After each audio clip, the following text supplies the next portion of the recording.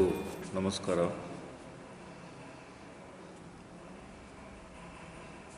ಮಂಗಳೂರು ವಿಶ್ವವಿದ್ಯಾನಿಲಯದ ಬ್ರಹ್ಮಶ್ರೀ ನಾರಾಯಣ ಗುರು ಅಧ್ಯಯನ ಪೀಠದ ವತಿಯಿಂದ ನಾರಾಯಣ ಗುರುಗಳಿಗೆ ಮತ್ತು ಅವರಿಗೆ ಸಂಬಂಧಪಟ್ಟ ಸಾಮಾಜಿಕ ವಿಷಯಗಳಿಗೆ ಈ ಅಧ್ಯಯನ ಪೀಠ ಕೆಲಸ ಮಾಡ್ತಾ ಇದೆ. ನಾರಾಯಣ ಗುರುಗಳ ತತ್ವ ಸಂದೇಶ ಮತ್ತು ಸಂಘರ್ಷಣೆ ಇಲ್ಲದೆ ಅವರು ಮಾಡಿದ ಸಾಮಾಜಿಕ ಸುಧಾರಣೆಗಳ ಬಗ್ಗೆ ಜನಮಾನಸಕ್ಕೆ ತಲುಪಿಸುವ ಕೆಲಸವನ್ನು ಈ ಅಧ್ಯಯನ ಪೀಠ ಸತತವಾಗಿ ಮಾಡಿಕೊಂಡು ಬರ್ತಾ ಇದೆ. ಕರ್ನಾಟಕ ಕರಾವಳಿ ಭಾಗದಲ್ಲಿ ನಾರಾಯಣ ಗುರುಗಳ ಪರಿಚಯ ಇದ್ದರೂ ಅದು ಕೇವಲ ಆರಾಧನೆ ಮತ್ತು ವೇದಿಕೆಗಳ ಮಾತುಗಳಿಗೆ ಮಾತ್ರ ಸಂಬಂಧಪಟ್ಟಿದೆ. ಆದರೆ ನಮ್ಮ ಜನ ನಾರಾಯಣ ಗುರುಗಳು ಅವರ ಜೀವಿತ ಕಾಲದಲ್ಲಿ ನೀಡಿದ ಸಂದೇಶಗಳಲ್ಲಿ ಸರಳವಾದ ಕೆಲವು ಸಂದೇಶಗಳನ್ನು ಅನುಷ್ಠಾನಕ್ಕೆ ತಂದರೆ ಸಾಮಾಜಿಕ ಸಮಾನತೆ, ಅನ್ಯೋನ್ಯತೆ ಮತ್ತು ಶೈಕ್ಷಣಿಕ ಕ್ಷೇತ್ರದಲ್ಲಿ ವೃದ್ಧಿಯಾಗಲು ಅದು ಕಾರಣವಾಗುತ್ತದೆ. ಆದ್ದರಿಂದ ಅವರ ಬಗ್ಗೆ ಸಂಕ್ಷಿಪ್ತವಾಗಿ ನಾನು ಮಾತನಾಡಬಯಸ್ತೀನಿ. ಬಂಧುಗಳೇ, ದೇವಸ್ಥಾನದ ಹೊಸ್ತಿಲಲ್ಲಿ ನಿಂತು ಜಾತಿ ಪದ್ಧತಿಯ ನಿರ್ಮೂಲನಕ್ಕೆ ಕರೆಕೊಟ್ಟು ದೇಗುಲಗಳಿಗೆ ಪ್ರವೇಶವಿಲ್ಲದ ಅಸ್ಪೃಶ್ಯರೆನಿಸಿದ ನತದೃಷ್ಟರೆಲ್ಲರಿಗೂ ದೇವಸ್ಥಾನ ಸ್ಥಾಪನೆ ಮಾಡಿ ಮುಕ್ತ ಪ್ರವೇಶ ನೀಡಿ ಒಂದೇ ಜಾತಿ, ಒಂದೇ ಮತ, ಒಂದೇ ದೇವರು ಮಾನವರಿಗೆ, ಧರ್ಮ ಯಾವುದೇ ಇರಲಿ ಮನುಷ್ಯ ಒಳ್ಳೆಯವನಾದರೆ ಸಾಕು ಎಂಬ ಮಹೋನ್ನತವಾದ ಉಪದೇಶಗಳನ್ನು ನೀಡಿ ಸಂಘರ್ಷವಿಲ್ಲದೆ ತನ್ನ ಯೋಚನೆಗಳನ್ನು ಅನುಷ್ಠಾನಗೊಳಿಸಿದ ಯುಗಪುರುಷನೇ ಬ್ರಹ್ಮಶ್ರೀ ನಾರಾಯಣ ಗುರುಗಳು. ಧರ್ಮದ ಹೆಸರಿನಲ್ಲಿ ಅರ್ಥವಿಲ್ಲದ ಆಚರಣೆ, ಆಡಂಬರದ ಪೂಜೆಗಳು, ಅನಗತ್ಯವಾದ ಬಹಿರಂಗ ಮೆರವಣಿಗೆಗಳು ಇದನ್ನೆಲ್ಲ ಮಾಡಬಾರದು. ಇದನ್ನೆಲ್ಲ ವರ್ಜಿಸಿ ಸರಳ ಮತ್ತು ಭಕ್ತಿಯ ಪೂಜೆಯೇ ಸಾಕು. ದೇವರ ಪೂಜೆಯಲ್ಲಿ ಕೇವಲ ನೀರಿನ ಅಭಿಷೇಕ ಮತ್ತು ಪುಷ್ಪಾಭಿಷೇಕ, ಕರ್ಪೂರದ ಆರತಿ ಇಷ್ಟನ್ನೇ ಮಾಡಿದರೆ ಸಾಕು. ಅನಾವಶ್ಯಕವಾಗಿ ನಾವು ಹಾಲು, ತುಪ್ಪ ಇತ್ಯಾದಿಗಳನ್ನು ಮೂರ್ತಿಗೆ ಅಭಿಷೇಕ ಮಾಡಿ ಅದನ್ನು ಹಾಳು ಮಾಡಬಾರದು. ಅಂತಹ ಉಪಯುಕ್ತವಾದ ವಸ್ತುಗಳನ್ನು ನಮ್ಮ ಮುಂದಿನ ಪೀಳಿಗೆಯ ಮಕ್ಕಳಿಗೆ ನಾವು ಕೊಟ್ಟರೆ ಅವರು ಆರೋಗ್ಯವಂತರಾಗಿರುತ್ತಾರೆ ಎಂಬುದನ್ನು ನಿರ್ದಾಕ್ಷಿಣ್ಯವಾಗಿ ಸಾರಿ ಅವರು ಸ್ಥಾಪಿಸಿದ ಸುಮಾರು 73 ದೇವಸ್ಥಾನಗಳಲ್ಲೂ ಇದೇ ರೀತಿಯ ಆರಾಧನೆಯನ್ನು ಅವರು ಅನುಷ್ಠಾನಗೊಳಿಸಿದ್ದಾರೆ. ಮತ್ತು ಅವೈದಿಕರನ್ನು ವೈದಿಕ ಆವರಣಕ್ಕೆ ಕರೆತಂದು ಅವರಿಗೆ ಶಿವಗಿರಿಯಲ್ಲಿ ಬ್ರಹ್ಮವಿದ್ಯಾಲಯವನ್ನು ಸ್ಥಾಪಿಸಿ 7 ವರ್ಷದ ಶಿಕ್ಷಣಗಳನ್ನು ಕೊಟ್ಟು ಅವರಲ್ಲಿ 2 ವರ್ಷದಲ್ಲಿ ವಿದ್ಯಾರ್ಥಿಗಳು, 3 ವರ್ಷ ಮುಗಿಸಿದವರಿಗೆ ಶಾಂತಿಗಳು ಮತ್ತು 7 ವರ್ಷ ಮುಗಿಸಿದ ವಿದ್ಯಾರ್ಥಿಗಳಿಗೆ ಅರ್ಹರೆನಿಸಿದವರಿಗೆ ಸನ್ಯಾಸ ದೀಕ್ಷೆಯನ್ನು ಕೊಡುವ ವ್ಯವಸ್ಥೆ ಮಾಡಿದರು. ಅವರು ಸ್ಥಾಪಿಸಿದ ಎಲ್ಲ ದೇವಸ್ಥಾನಗಳಲ್ಲೂ ಬೇರೆ ಬೇರೆ ಜಾತಿಯ ಅವೈದಿಕ ಆವರಣಕ್ಕೆ ಸೇರಿದವರೇ ಶಾಂತಿಗಳಾಗಿ ಇಂದಿಗೂ ಪೂಜೆ ಮಾಡುತ್ತಿರುವುದು ಇದೊಂದು ಮಾದರಿಯಾಗಿದೆ. ಮತ್ತು ಇತರ ಎಲ್ಲ ದೇವಸ್ಥಾನಗಳಲ್ಲೂ ಇದನ್ನು ಅನುಷ್ಠಾನಗೊಳಿಸಿದರೆ ಸಮಾಜದಲ್ಲಿ ಗೊಂದಲಗಳಿಗೆ ಕಾರಣ ಇರಲಾರದು. ಶಿಕ್ಷಣದಿಂದ ಸ್ವತಂತ್ರರಾಗಿ, ಸಂಘಟನೆಯಿಂದ ಶಕ್ತಿಯುತರಾಗಿ, ಕೃಷಿ ಮತ್ತು ಕೈಗಾರಿಕೆಗಳಿಂದ ಅಭಿವೃದ್ಧಿ ಹೊಂದಿ, ಕಾಯಕದಿಂದಲೇ ಕೈಲಾಸ ಎಂದು ಸಾರಿದ ಮಹಾನ್ ಚೈತನ್ಯ ನಾರಾಯಣ ಗುರುಗಳು. ಶಿಕ್ಷಣ ಮತ್ತು ಬದುಕು ನಮ್ಮದು ಚೆನ್ನಾಗಿರಬೇಕಾದರೆ ಶಿಕ್ಷಣವೇ ಅದಕ್ಕೆ ಆಧಾರವಿರಬೇಕು. ಮತ್ತು ನಾವು ಏನೇ ಸುಧಾರಣೆಗಳನ್ನು ಮಾಡಬೇಕಿದ್ದರೂ ಧಾರ್ಮಿಕ ತಳಹದಿ ಮತ್ತು ಶಿಕ್ಷಣದ ಜೊತೆಯಲ್ಲಿ ಅದನ್ನು ಮಾಡಿದರೆ ಅದು ನೇರವಾಗಿ ಜನಮಾನಸಕ್ಕೆ ತಲುಪುತ್ತದೆ ಎನ್ನುವುದನ್ನು ಪ್ರಾಯೋಗಿಕವಾಗಿ ಮಾಡಿದವರು ನಾರಾಯಣ ಗುರುಗಳು. ಸಂಸ್ಕೃತ ಭಾಷೆ ನಮ್ಮ ಸನಾತನ ಧರ್ಮವನ್ನು ಪೀಳಿಗೆಯಿಂದ ಪೀಳಿಗೆಗೆ ಹರಿಸುತ್ತಿದೆ ಎಂದು ತಾನು ಸ್ಥಾಪಿಸಿದ ಶಾಲೆಗಳಲ್ಲಿ ಸಂಸ್ಕೃತವನ್ನು ಒಂದು ಭಾಷಾ ವಿಷಯವನ್ನಾಗಿ ಶತಮಾನದ ಹಿಂದೆಯೇ ಮಾಡಿದವರು ನಾರಾಯಣ ಗುರುಗಳು.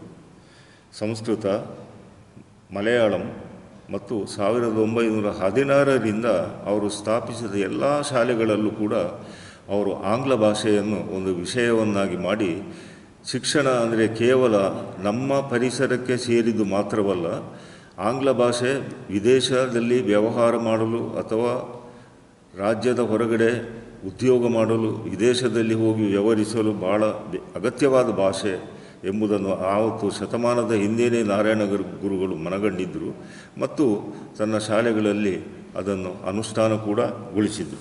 ಬಹುಶಃ ನಾರಾಯಣ ಗುರುಗಳ ಈ ಶೈಕ್ಷಣಿಕ ಕ್ರಾಂತಿಯ ಆಧಾರವೇ ನಮ್ಮ ದೇಶದಲ್ಲಿ ಸಂಪೂರ್ಣ ಸಾಕ್ಷರತೆಯನ್ನು ಹೊಂದಿದ ಪ್ರಪ್ರಥಮ ರಾಜ್ಯ ಕೇರಳ ಎಂಬುದು ಪ್ರಸಿದ್ಧಿಯಾಯಿತು. ಇದಕ್ಕೆ ಮೂಲ ಕಾರಣ ನಾರಾಯಣ ಗುರುಗಳು ಸ್ಥಾಪಿಸಿದ ಶಾಲಾ ಕಾಲೇಜುಗಳು, ಶಿಕ್ಷಣ ಸಂಸ್ಥೆಗಳು ಮತ್ತು ಅವರ ಅನುಯಾಯಿಗಳು ಮುಂದೆ ಅದನ್ನು ಬೆಳೆಸಿದ ರೀತಿ ಬಹಳ ಮುಖ್ಯವಾಗಿದೆ. ಅಂದಿನ ಕೇರಳದಲ್ಲಿ ಬ್ರಾಹ್ಮಣ, ನಂಬೂದರಿ, ನಾಯರ್ ಮುಂತಾದ ಮೇಲ್ವರ್ಗದ ಮುಖಂಡರನ್ನು ಕೂಡ ಯಾವುದೇ ಸಂಘರ್ಷಣೆ ಇಲ್ಲದೆ ತನ್ನ ತತ್ವ ಸಂದೇಶಗಳತ್ತ ಸೆಳೆದು ಮಾನವರಲ್ಲಿ ವರ್ಗಭೇದಗಳಿಲ್ಲ ಎಂಬುದನ್ನು ಕಾರ್ಯರೂಪದಲ್ಲಿ ತಂದವರೇ ನಮ್ಮ ನಾರಾಯಣ ಗುರುಗಳು.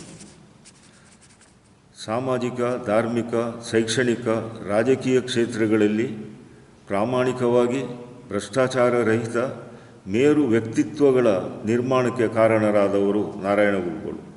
ಇಂದಿಗೂ ಕೇರಳದಲ್ಲಿ ನಾವು ನೋಡಿದ ಹಾಗೆ ರಾಜಕೀಯ ಘರ್ಷಣೆಗಳು ಅಪರೂಪವಾದರೂ ಧಾರ್ಮಿಕ ಘರ್ಷಣೆಗಳು ನಮಗೆ ಕಾಣಸಿಗುವುದಿಲ್ಲ. ಇಂತಹ ಒಂದು ಸೌಮ್ಯ ರೀತಿಯ ಬದುಕಿಗೆ, ಅಲ್ಲಿನ ಜನರ ಬದುಕಿಗೆ ಮೂಲಾಧಾರವಾಗಿದ್ದು ನಾರಾಯಣ ಗುರುಗಳ ತತ್ವ ಮತ್ತು ಸಂದೇಶಗಳು. ಸಾಮಾಜಿಕ ಮತ್ತು ಧಾರ್ಮಿಕ, ಇದರಲ್ಲಿ ಮುಖ್ಯವಾಗಿ ನಾರಾಯಣ ಗುರುಗಳು ಸಾಮಾಜಿಕ ಮತ್ತು ಧಾರ್ಮಿಕ ಸುಧಾರಣೆಗಳನ್ನು ತರಬೇಕಿದ್ರೆ ಮೊದಲು ತಾನು ಅದಕ್ಕೆ ಬೇಕಿದ್ದ ವೇದಿಕೆಯನ್ನು ಸಿದ್ಧಪಡಿಸಬೇಕು. ಆ ವೇದಿಕೆಯನ್ನು ಸಿದ್ಧಪಡಿಸಿ ಯಾವ ರೀತಿಯಲ್ಲಿ ಸುಧಾರಣೆಗಳನ್ನು ಮಾಡಬಹುದು ಎಂಬುದನ್ನು ಯೋಜನೆ ಮಾಡಬೇಕು ಅಂತ ಮಾಡಿದರೆ ಮಾತ್ರವಲ್ಲ, ತನ್ನ ತತ್ವ ಸಂದೇಶಗಳನ್ನು ಅನುಷ್ಠಾನಗೊಳಿಸಬೇಕಾದರೆ ನಾರಾಯಣ ಗುರುಗಳು ವಿದ್ಯಾವಂತರಾದ, ಶಕ್ತಿವಂತರಾದ, ಅನುಕೂಲಸ್ಥರಾದ, ಜಾತೀಯತೆಯನ್ನು ಮೀರಿದ ವ್ಯಕ್ತಿಗಳನ್ನು ತನ್ನ ಶಿಷ್ಯರನ್ನಾಗಿಸಿದ್ದಾರೆ. ನೂರಾರು ಸಾವಿರಾರು ಮಂದಿ ಶಿಷ್ಯರು ನಾರಾಯಣ ಗುರುಗಳ ಜೊತೆಗಿದ್ದರು. ಈ ತತ್ವ ಸಂದೇಶಗಳನ್ನು ಅನುಷ್ಠಾನಗೊಳಿಸಬೇಕಿದ್ರೆ ಒಂದು ಸೈನ್ಯವನ್ನೇ ಅವರು ತಯಾರು ಮಾಡಿದರು. ಅವರೆಲ್ಲ ನಿಷ್ಠಾವಂತ ಅನುಯಾಯಿಗಳಾಗಿದ್ದರು. ಮತ್ತು ನಾರಾಯಣ ಗುರುಗಳು ಮಹಿಳಾ ಶಿಕ್ಷಣಕ್ಕೆ ಬಹಳ ಆದ್ಯತೆ ಕೊಟ್ಟರು. ಅವರು ಕೊಟ್ಟ ಆದ್ಯತೆಯಲ್ಲಿ ಒಂದಿಬ್ಬರನ್ನು ಅವರೇ ತನ್ನ ಸ್ವತಃ ಖರ್ಚಿನಲ್ಲಿ ಇಂಗ್ಲೆಂಡಿಗೆ ಕಳುಹಿಸಿ ಅವರು ಬ್ಯಾರಿಸ್ಟರ್ ಆಗಿ ವಾಪಸ್ ಬಂದರು. ಹಾಗೆ ಮಹಾಕವಿ ಕುಮಾರನಾಶನ್ ಮತ್ತು ಡಾಕ್ಟರ್ ಪಲ್ಪು, ಡಾಕ್ಟರ್ ನಟರಾಜ್ ಗುರು ಇವರನ್ನೆಲ್ಲ ವಿದೇಶಕ್ಕೆ ಕಳಿಸಿ ಅಲ್ಲಿ ವಿದ್ಯಾಭ್ಯಾಸ ಕೊಡಿಸಿ ಮತ್ತೆ ಕೇರಳಕ್ಕೆ ತಂದು ತನ್ನ ಸಂಸ್ಥೆಯಲ್ಲೇ ಕೆಲಸ ಮಾಡುವಂತೆ ವ್ಯವಸ್ಥೆ ಮಾಡಿದವರು ನಾರಾಯಣ ಗುರುಗಳು. ಮತ್ತು ಉನ್ನತ ಶಿಕ್ಷಣವನ್ನು ಪಡೆದ ಅವರೆಲ್ಲರೂ ನಾರಾಯಣ ಗುರುಗಳ ಶಿಷ್ಯರಾಗಿಯೇ ಉಳಿದರು. ಕೇವಲ ಡಾಕ್ಟರ್ ನಟರಾಜ ಗುರು ಮಾತ್ರ 5 ವರ್ಷ ಫ್ರಾನ್ಸಿನಲ್ಲಿ ಮೋರ್ಬನ್ ಯೂನಿವರ್ಸಿಟಿಯಲ್ಲಿ ಸಂದರ್ಶಕ ಪ್ರಾಧ್ಯಾಪಕರಾಗಿ ಕೆಲಸ ಮಾಡಿ ಕೇರಳಕ್ಕೆ ಮರಳಿದಾಗ ನಾರಾಯಣ ಗುರುಗಳು ದೇಹತ್ಯಾಗ ಮಾಡಿದ್ದರು. ಇದೊಂದು ದುರಂತವಾಗಿತ್ತು. ಆದರೆ ಮುಂದೆ ನಾರಾಯಣ ಗುರುಗಳವರಿಗೆ ಹೇಳಿದ ಪ್ರಕಾರ ನಾರಾಯಣ ಗುರುಕುಲ ಎಂಬ ದೊಡ್ಡ ಸಂಸ್ಥೆಯನ್ನು ಪ್ರಾರಂಭಿಸಿ ಅದರಲ್ಲಿ ದೇಶ ವಿದೇಶದಿಂದ ನಾರಾಯಣ ಗುರುಗಳ ಬಗ್ಗೆ, ನಾರಾಯಣ ಗುರುಗಳ ಕೃತಿಗಳ ಬಗ್ಗೆ, ನಾರಾಯಣ ಗುರುಗಳ ತತ್ವಗಳ ಬಗ್ಗೆ ಸಂಶೋಧನೆ ಮತ್ತು ಅಧ್ಯಯನ ಮಾಡ್ತಾ ಇದ್ದಾರೆ. ಅಲ್ಲಿ ಈಸ್ಟ್ ವೆಸ್ಟ್ ಯೂನಿವರ್ಸಿಟಿ ಒಂದನ್ನು ಸ್ಥಾಪಿಸಿ ಅದು ಕೂಡ ಅಂತಾರಾಷ್ಟ್ರೀಯ ಮಟ್ಟದಲ್ಲಿ ಇಂದಿಗೂ ಕೆಲಸ ಮಾಡ್ತಾ ಇದೆ. 2007ರಂದು ನ್ಯೂ ಇಂಡಿಯನ್ ಎಕ್ಸ್‌ಪ್ರೆಸ್ ಕೇರಳ ಇವರು ಪ್ರಕಟಪಡಿಸಿದ ಒಂದು ಮಾಹಿತಿ ಪ್ರಕಾರ ನಾರಾಯಣ ಗುರುಗಳು ಅವರ ಜೀವಿತ ಕಾಲದಲ್ಲಿ ಸಂಪಾದಿಸಿದ ಸ್ಥಿರಾಸ್ತಿಗಳ ಮೌಲ್ಯ 2,000 ಕೋಟಿ. ಇದು ಯಾರು ನಂಬಲಾರದ ಒಂದು ವಿಷಯವಾಗಿರುತ್ತೆ. ಯಾಕೆಂದರೆ ನಾರಾಯಣ ಗುರುಗಳಿಗೆ ಏನೇ ಕೊಟ್ಟರೂ ಅದು ನೇರವಾಗಿ ಸಮಾಜಕ್ಕೆ ಹೋಗುತ್ತದೆ ಹೊರತು ನಾರಾಯಣ ಗುರುಗಳು ವೈಯಕ್ತಿಕವಾಗಿ ಏನನ್ನು ಮಾಡುವುದಿಲ್ಲ ಎಂಬುದು ಕೇರಳದ ಶ್ರೀಮಂತರಿಗೆ, ಬಡವರಿಗೆ, ಮಧ್ಯಮದವರಿಗೆ ಎಲ್ಲರಿಗೂ ಗೊತ್ತಿತ್ತು. ಆದ್ದರಿಂದ ನಾರಾಯಣ ಗುರುಗಳು ಯಾವುದೇ ಒಂದು ಯೋಜನೆಯನ್ನು ಪ್ರಾರಂಭಿಸಿದರೆ ಅದು ತನ್ನಷ್ಟಕ್ಕೆ ಮುಗಿಯುತ್ತಿತ್ತು. ಅದಕ್ಕೆ ಬೇಕಾದ ಸಂಪನ್ಮೂಲ ಕ್ರೋಢೀಕರಣವಾಗುತ್ತಿತ್ತು. ಅದಕ್ಕೆ ಹೆಚ್ಚಿನ ಕಷ್ಟ ಅವರ ಶಿಷ್ಯಂದರಿಗೆ ಬೀಳಲಿಲ್ಲ.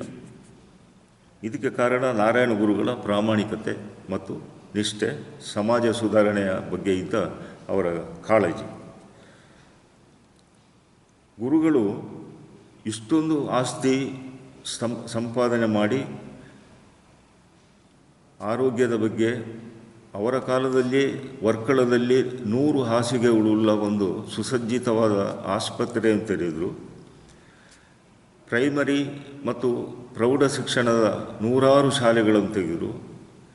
ಅದೂ ಅಲ್ಲದೆ ಶತಮಾನದ ಹಿಂದೆಯೇ ಕೇರಳದ ಕೊಲ್ಲಂನಲ್ಲಿ ಶ್ರೀ ನಾರಾಯಣ ಗುರು ಪ್ರಥಮ ದರ್ಜೆ ಕಾಲೇಜನ್ನು ಕೂಡ ಸ್ಥಾಪನೆ ಮಾಡಿದರು.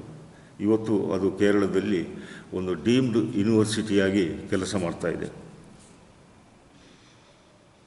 ಇದನ್ನೆಲ್ಲ ವ್ಯವಸ್ಥಿತವಾಗಿ ಮುಂದುವರಿಸಬೇಕಾದರೆ ಒಳ್ಳೆಯ ಆಡಳಿತ ಬೇಕು. ನಾರಾಯಣ ಗುರುಗಳು ಆವತ್ತೇ ಅಧಿಕಾರ ವಿಕೇಂದ್ರೀಕರಣವನ್ನು ಯೋಚನೆ ಮಾಡಿದರು.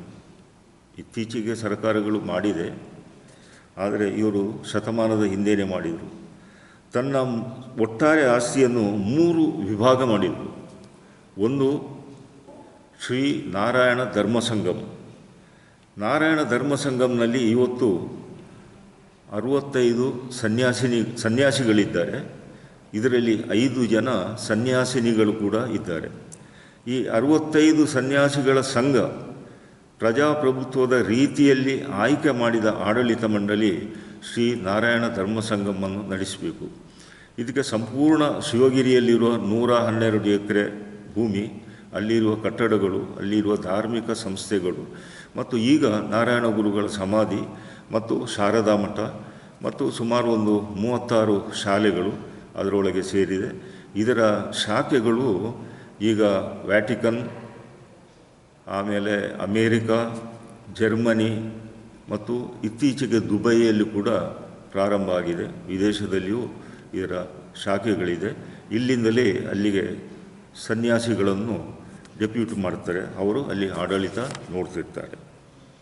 ನಾರಾಯಣ ಗುರುಗಳು ಇರುವಾಗಲೇ ನಾರಾಯಣ ಗುರುಗಳ ತತ್ವವನ್ನು ವಿದೇಶಿಗರು ಬಂದು ಅನುಸರಿಸಿದ್ದಾರೆ ಮತ್ತು ಮುಖ್ಯವಾಗಿ ಜರ್ಮನಿಯಲ್ಲಿ ಅದನ್ನು ಹೆಚ್ಚಿನ ಪ್ರಚಾರಗೊಳಿಸಿದ್ದಾರೆ. ನಮ್ಮ ಹತ್ತಿರದ ದೇಶ ಅಂದರೆ ಬರ್ಮಾ ದೇಶ ಮತ್ತು ಶ್ರೀಲಂಕಾದಲ್ಲೂ ಅವರ ತತ್ವ ಸಂದೇಶಗಳನ್ನು ಪ್ರಚಾರ ಮಾಡಿದ್ದಾರೆ.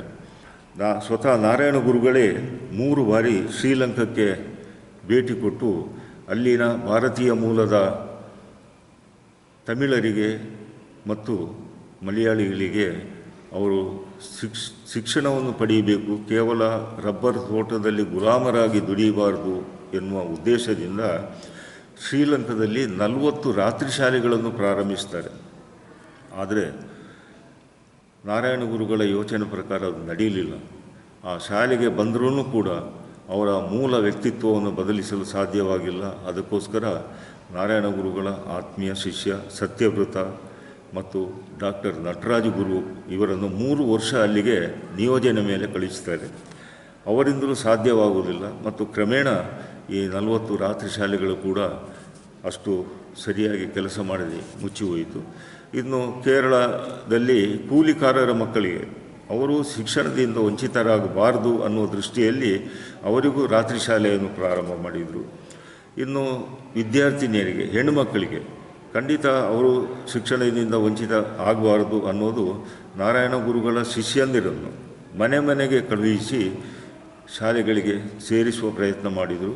ಮತ್ತು ಡ್ರಾಪ್ ಔಟ್ ಆದ ವಿದ್ಯಾರ್ಥಿಗಳನ್ನು ಇವತ್ತು ಏನು ನಮ್ಮ ಸರ್ಕಾರ ಮಾಡ್ತಾ ಇದೆಯಾ, ಶತಮಾನದ ಹಿಂದೆಯೇ ನಾರಾಯಣ ಗುರುಗಳು ಕನಿಷ್ಠ ಒಂದು ಮೆಟ್ರಿಕ್ವರೆಗೆ ಓದಬೇಕು, ಇಂಟರ್ಮೀಡಿಯೇಟ್ವರೆಗೆ ಓದಿದರೆ ಒಳ್ಳೆಯದು ಅನ್ನೋ ಉದ್ದೇಶದಿಂದ ಯಾರು ವಿದ್ಯಾಭ್ಯಾಸವನ್ನು ಕಡಿತಗೊಳಿಸಿ ಮನೆಯಲ್ಲಿದ್ದಾರೋ ಅವರನ್ನೆಲ್ಲ ಶಾಲೆಗೆ ಸೇರಿಸುವ ಒಂದು ಹೊಸ ಪ್ರಯೋಗವನ್ನು ಕೇರಳದಲ್ಲಿ ಅವರು ಅನುಷ್ಠಾನಗೊಳಿಸಿದರು. ಬಹುಶಃ ಕೇರಳದ ಆ ಒಂದು ಶಿಕ್ಷಣದ ಹೆಚ್ಚಿನ ಮೌಲ್ಯಕ್ಕೆ ನಾರಾಯಣ ಗುರುಗಳು ಹಾಕಿದ ಅಡಿಗಲ್ಲು ಅಥವಾ ಪಂಚಾಂಗವೇ ಕಾರಣ ಅಂತ ನಾವು ಧೈರ್ಯವಾಗಿ ಹೇಳಬಹುದು. ಇವರು 3 ವ್ಯವಸ್ಥೆ ಅಂದರೆ, ಒಂದು ಧರ್ಮಸಂಗಮ್, ಎರಡನೆಯದು ನಾರಾಯಣ ಗುರುಕುಲ. ನಾರಾಯಣ ಗುರುಕುಲದ ಕೆಲಸ ಏನೆಂದರೆ, ನಾರಾಯಣ ಗುರುಗಳ ತತ್ವ ಸಂದೇಶಗಳು ಮತ್ತು ನಾರಾಯಣ ಗುರುಗಳ ಕೃತಿಗಳನ್ನು ಪಬ್ಲಿಷ್ ಮಾಡುವುದು ಮತ್ತು ನಾರಾಯಣ ಗುರುಗಳ ತತ್ವ ಸಂದೇಶ, ಮುಖ್ಯವಾಗಿ ಇಲ್ಲಿ ನಾರಾಯಣ ಗುರು ಆದಿಶಂಕರಾಚಾರ್ಯರ ಅದ್ವೈತ ಸಿದ್ಧಾಂತವನ್ನು ಪ್ರತಿಪಾದನೆ ಮಾಡಿದವರು. ಆದರೆ ಸಂಪೂರ್ಣವಾಗಿ ಅದ್ವೈತ ಸಿದ್ಧಾಂತವನ್ನು ನಾರಾಯಣ ಗುರುಗಳು ಒಪ್ಪಿಲ್ಲ. ಅದ್ವೈತ ಸಿದ್ಧಾಂತದಲ್ಲಿ ಬರುವ ಮಾಯೆಯ ಮುಸುಕು ಎನ್ನುವ ಶಂಕರಾಚಾರ್ಯರ ತತ್ವವನ್ನು ಒಪ್ಪಿಲ್ಲ. ನಮ್ಮ ಬದುಕಿನಲ್ಲಿ ಈ ಪ್ರಕೃತಿಯಲ್ಲಿ ಮಾಯೆ ಎಂಬುದಿಲ್ಲ, ಎಲ್ಲವೂ ನಾವು ನೋಡುವ ಸತ್ಯಗಳು.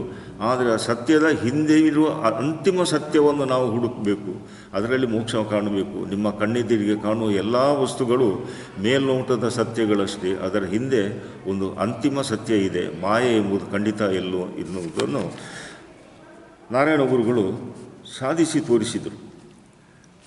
ಮೂರನೆಯದ್ದು SNDPY, ಶ್ರೀ ನಾರಾಯಣ ಧರ್ಮ ಪರಿಪಾಲನಾ ಯೋಗಂ. ಇದು ಸುಮಾರು ನಾರಾಯಣ ಗುರುಗಳ ಕಾಲದಲ್ಲಿ 5,000 ಸದಸ್ಯರನ್ನು ಹೊಂದಿತ್ತು. ನಾರಾಯಣ ಗುರುಗಳ ಉದ್ದೇಶ ಏನಿತ್ತಂದರೆ, SNDPY ಯೋಗಂ ಸಂಸ್ಥೆಯಲ್ಲಿ ಎಲ್ಲ ಜಾತಿ ಧರ್ಮದವರಿಗೂ ಸದಸ್ಯತನ ಕೊಡಬೇಕು ಅಂತ ಒಂದು ಇಚ್ಛೆ ಇತ್ತು ಅವರಿಗೆ. ಅದನ್ನು ನಾರಾಯಣ ಗುರುಗಳು ಬರೆದ ಬೈಲಾದಲ್ಲಿ ಅವರು ಸೇರಿಸಿದರು. ಆದರೆ ನಾರಾಯಣ ಗುರುಗಳ ಶಿಷ್ಯಂದರಿಗೆ ಅದು ಒಪ್ಪಿಗೆ ಆಗಿಲ್ಲ. ಕೇವಲ ಈಳವ, ಚೋವನ್, ತೀಯ, ಬಿಲ್ಲವ, ಪೂಜಾರಿ ಇವರೇ ಬಂದು ಸೇರಬೇಕು ಅನ್ನೋ ಉದ್ದೇಶದಿಂದ ಆ ಒಂದು ಕ್ಲಾಸ್ ಏನಿತ್ತು ಅದನ್ನು ಡಿಲೀಟ್ ಮಾಡಿದರು. ಅದು ಆಮೇಲೆ ನಾರಾಯಣ ಗುರುಗಳಿಗೆ ಗೊತ್ತಾಯಿತು. ಆವಾಗ ಒಂದು ಮಾತು ಹೇಳಿದರು, ಯಾರು ಇಲ್ಲಿ ಬಂದು ಸದಸ್ಯರಾಗ್ತಾರ ಅವರೆಲ್ಲ ಈಳವರು ಆಗ್ತಾರೆ, ಇಷ್ಟೇ ತಾನೇ ನಿಮ್ಮ ಉದ್ದೇಶ ಅಂತ. ಆದರೂ SNDPYನಲ್ಲಿ ನಾರಾಯಣ ಗುರುಗಳು 23 ವರ್ಷ ಸತತವಾಗಿ ಅಧ್ಯಕ್ಷರಾಗಿ ಕೆಲಸ ಮಾಡಿದರು. ಆ ಸಂದರ್ಭದಲ್ಲಿ ಅವರಿಗೆ R. ಶಂಕರ್, ನಾರಾಯಣ ಗುರುಗಳ ಶಿಷ್ಯ, ಜನರಲ್ ಸೆಕ್ರೆಟರಿ ಆಗಿದ್ದರು. 100 ಹೈಸ್ಕೂಲುಗಳನ್ನು, ಶಾಲೆಗಳನ್ನು, ಆಸ್ಪತ್ರೆಗಳನ್ನು ಸ್ಥಾಪನೆ ಮಾಡಿದರು. ಅದಕ್ಕೆ ಸರಿಯಾದ ವ್ಯವಸ್ಥೆ ಏನು, ಬೋಧನಾ ವಿಷಯದಲ್ಲಿ ಒಳ್ಳೆಯ ತಜ್ಞ ಶಿಕ್ಷಕರನ್ನು ಆಯ್ಕೆ ಮಾಡಿ ಬೇರೆ ಬೇರೆ ರಾಜ್ಯಗಳಿಂದ ತರಿಸಿ ಅವರು ನೇಮಕಾತಿ ಮಾಡಿದರು. R. ಶಂಕರ್, T.K. ಮಾಧವನ್, ಮಹಾಕವಿ ಕುಮಾರನ್ ಆಶನ್ ಮುಂತಾದ ಶಿಷ್ಯರು, ಸಹೋದರ ಅಯ್ಯಪ್ಪನ್, ಪಾರ್ವತಿ ಅಯ್ಯಪ್ಪನ್, ಶ್ರೀಮತಿ ಗೌರಿಯಮ್ಮ ಇವರೆಲ್ಲ ನಾರಾಯಣ ಗುರುಗಳ ಶಿಷ್ಯರಾಗಿದ್ದು, ಪರೋಕ್ಷವಾಗಿ ನಾರಾಯಣ ಗುರುಗಳು ಎಲ್ಲ ಜಾತಿಗಳು ಕೂಡ ಸಾಮಾಜಿಕ, ಧಾರ್ಮಿಕ, ಆರ್ಥಿಕ ಶಕ್ತಿ ಹೊಂದುವುದರ ಜೊತೆಗೆ ನಿಮ್ಮಲ್ಲಿ ರಾಜಕೀಯ ಶಕ್ತಿ ಕೂಡ ಬೇಕು ಅನ್ನೋದನ್ನು ನಾರಾಯಣ ಗುರುಗಳು ಕೇರಳದ ಜನರಲ್ಲಿ ಜಾಗೃತಿ ಮೂಡಿಸಿದರು. ಇದರ ಪರಿಣಾಮವಾಗಿ ಅವರ ಶಿಷ್ಯರಲ್ಲಿ ಅನೇಕರು ತಿರುವನಂತಪುರ ಮಹಾಸಂಸ್ಥಾನದಲ್ಲಿ ಮಂತ್ರಿಗಳಾದರು, ಕೆಲವರು ಇನ್ನಿತರ ಉದ್ಯೋಗವನ್ನು ಪಡೆದರು. ಹಾಗೆ R. ಶಂಕರ್ ಕೇರಳದ ಮೊದಲಾಗಿ ಡೆಪ್ಟಿ ಸ್ಪೀಕರ್ ಆದರು. ಆಮೇಲೆ ಸ್ವಾತಂತ್ರ್ಯಾನಂತರ ಅದರ ಪ್ರಪ್ರಥಮ ಪ್ರಜಾಪ್ರತಿನಿಧಿ ಸರ್ಕಾರದಲ್ಲಿ ಮುಖ್ಯಮಂತ್ರಿಯಾಗಿ ಕೂಡ ಕೆಲಸ ಮಾಡಿದರು. ಮುಖ್ಯಮಂತ್ರಿಯಾಗಿ ಅವರ ಅವಧಿ ಮುಗಿದ ನಂತರ ನಾರಾಯಣ ಗುರುಗಳ ಆದೇಶದ ಮೇರೆಗೆ ಅವರು ರಾಜಕೀಯವನ್ನು ತೊರೆದು ಮತ್ತೆ SNDPಗೆ ಬಂದು ಶ್ರೀ ನಾರಾಯಣ ಎಜುಕೇಷನ್ ಟ್ರಸ್ಟ್ ಅನ್ನೋದನ್ನು ಸ್ಥಾಪನೆ ಮಾಡಿ ಪ್ರತಿಯೊಂದು ಹಳ್ಳಿಗಳಲ್ಲಿ ಕೂಡ ಒಂದೊಂದು ವಾಚನಾಲಯವನ್ನು ಪ್ರಾರಂಭಕ್ಕೆ ಸ್ಥಾಪನೆ ಮಾಡಿದರು. ನಾರಾಯಣ ಗುರುಗಳ ಇಚ್ಛೆಯಂತೆ ದೇವಸ್ಥಾನ ಅನ್ನೋದು ಮಾನವನ ಅಭಿವೃದ್ಧಿಗೆ ಒಂದು ಪ್ರಥಮ ಸೋಪಾನವಾಗಿರಬೇಕು. ದೇವಸ್ಥಾನದಲ್ಲಿ ಪೂಜೆ ಮಾಡಿ ಭಕ್ತಿಯನ್ನು ಪ್ರದರ್ಶಿಸಿದರೆ ನಮ್ಮ ಬದುಕು ಸುಧಾರಣೆ ಆಗುವುದಿಲ್ಲ. ದೇವಸ್ಥಾನದ ಅಕ್ಕಪಕ್ಕದಲ್ಲಿ ದೇವಸ್ಥಾನದಲ್ಲಿ ಸ್ಥಳವಿದ್ದರೆ ಅಲ್ಲೇ ಶಾಲೆಗಳನ್ನು ಪ್ರಾರಂಭ ಮಾಡಬೇಕು. ದೇವಸ್ಥಾನಕ್ಕೆ ದೊಡ್ಡ ಕಟ್ಟಡವನ್ನು ಕಟ್ಟುವ ಅಗತ್ಯ ಇಲ್ಲ. ದೇವರಿಗೆ ಒಂದು ಮೂರ್ತಿಗೆ ಒಂದು ಶೆಲ್ಟರ್ ಬೇಕು ಅಷ್ಟೇ ಅನ್ನೋದು ಅಭಿಪ್ರಾಯ ನಾರಾಯಣ ಗುರುಗಳಿದ್ದಿತ್ತು. ನಾರಾಯಣ ಗುರುಗಳು 1888ರಲ್ಲಿ ಪ್ರಪ್ರಥಮ ಬಾರಿಗೆ ಸ್ಥಾಪನೆ ಮಾಡಿದ ಶಿವಲಿಂಗ ಅದು ಕೇರಳದ ನೆಯ್ಯಂಟಿಕ್ಕಾರು ತಾಲೂಕಿನ ನೆಯ್ಯಾರು ನದಿ ಹರಿಯುವ ಅರವೀಪುರಂದಲ್ಲಿದೆ. ನೆಯ್ಯಾರು ನದಿಯ ದಡದಲ್ಲಿದೆ. ಅವರು ನೆಯ್ಯಾರು ನದಿಯಿಂದ ಕೇವಲ ಒಂದು ಕಲ್ಲನ್ನು ಹೆಕ್ಕಿ ತಂದು ಪ್ರತಿಷ್ಠಾಪನೆ ಮಾಡಿದ್ದು ಹೊರತು ಏನೋ ಶಿವಲಿಂಗ ಮಾಡಿ ತಂದಿದ್ದಿಲ್ಲ. ಅದೇ ಶಿವಲಿಂಗ ಅಲ್ಲಿ ಅವರು ಹೇಳ್ತಾರೆ, ಇವತ್ತಿಗೂ ಒಂದು ಸಣ್ಣ ಗುಡಿ ಮಾತ್ರ ಇದೆ, ಸುತ್ತ ಬಹಳ ಪರಿಶುದ್ಧವಾಗಿದೆ. ಇಂತಹ ದೇವಸ್ಥಾನಗಳು ನಮಗೆ ನೋಡಲು ಸಿಗುವುದು ಅಪರೂಪ. ಬಹಳ ದೊಡ್ಡ ಕಟ್ಟಡ ಕಟ್ಟಿ ಅದಕ್ಕೆ ಅಲಂಕಾರಗಳನ್ನು ಮಾಡಿ ಸುತ್ತ ಗೋಪುರಗಳನ್ನು ಕಟ್ಟಿ ಕೋಟ್ಯಾನುಕೋಟಿ ದುಡ್ಡನ್ನು ಮಾಡಿದರೂ ಕಡೆಗೆ ದೇವರಿಗೆ ಸಿಗುವ ಜಾಗ ಕೇವಲ ಒಂದು 10 ಚದರಡಿ ಮಾತ್ರ. ಅಷ್ಟರಲ್ಲಿ ದೇವರು ಇರ್ತಾನೆ. ಆದ್ದರಿಂದ ದೇವರಿಗೆ ಸಣ್ಣ ಒಂದು ಗುಡಿ ಕಟ್ಟಿದರೆ ಸಾಕು. ಮತ್ತು ಒಂದು ಸ್ಥಳದಲ್ಲಿ ನಾರಾಯಣ ಗುರುಗಳು ಒಂದು ಮೂರ್ತಿ ಸ್ಥಾಪನೆ ಮಾಡ್ತಾರೆ. ಮೂರ್ತಿ ಸ್ಥಾಪನೆ ಮಾಡಿ ಹೊರಗೆ ಬಂದಾಗ ಆ ಕಾಲದ ಮಹಾನ್ ಜ್ಯೋತಿಷಿ ಅವರಿಗೆ ಒಂದು ಪ್ರಶ್ನೆ ಮಾಡ್ತಾರೆ, ಸ್ವಾಮಿ, ಮೂರ್ತಿ ಸ್ಥಾಪನೆಗೆ ಬೇಕಾದ ಮುಹೂರ್ತ ಇದಲ್ಲ, ಇದು ಒಳ್ಳೆ ಮುಹೂರ್ತ ಅಲ್ಲ, ನೀವು ಈ ಮುಹೂರ್ತದಲ್ಲಿ ಯಾಕೆ ಸ್ಥಾಪನೆ ಮಾಡಿದಿರಿ, ಪ್ರತಿಷ್ಠಾಪನೆ ಮಾಡಿದಿರಿ ಅಂತ. ನಾರಾಯಣ ಗುರುಗಳು ಅದಕ್ಕೆ ಇಷ್ಟೇ ಹೇಳ್ತಾರೆ, ನೋಡಿ, ಮಗು ಹುಟ್ಟುವ ಮೊದಲು ಜಾತಕ ಬರೆಯುವುದಿಲ್ಲ, ಮಗು ಹುಟ್ಟಿ ಆದ ಮೇಲೆ ಜಾತಕ ಬರೆಯುವುದು. ಇನ್ನು ಯಾರು ನನ್ನ ಕೈಯಲ್ಲಿ ಮೂರ್ತಿ ಪ್ರತಿಷ್ಠಾಪನೆ ಮಾಡಿದ್ದಾರ ಅದಕ್ಕೆ ಬೇಕಾದ ಜಾತಕವನ್ನು ಅವರು ಬರೀತಾರೆ ಅಂತ ಹೇಳಿ ಅವನ ಬಾಯಿ ಮುಚ್ಚಿಸ್ತಾರೆ.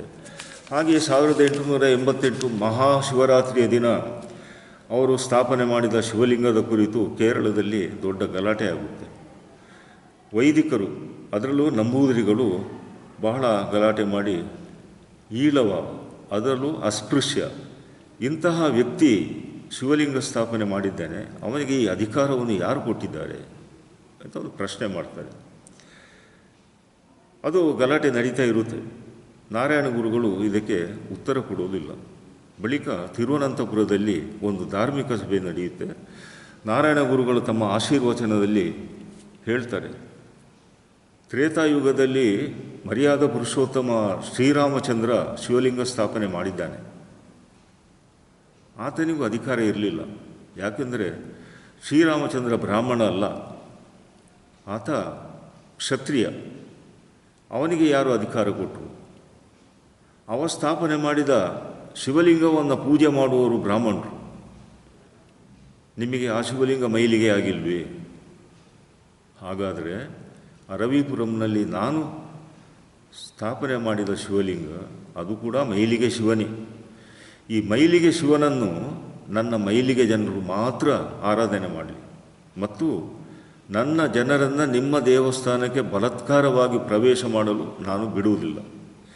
ನನ್ನ ಜನರಿಗೆ ಎಲ್ಲೆಲ್ಲಿ ದೇವಸ್ಥಾನಗಳು ಬೇಕೋ ಅಲ್ಲಿ ನಾನು ಪ್ರತಿಷ್ಠಾಪನೆ ಮಾಡ್ತೇನೆ.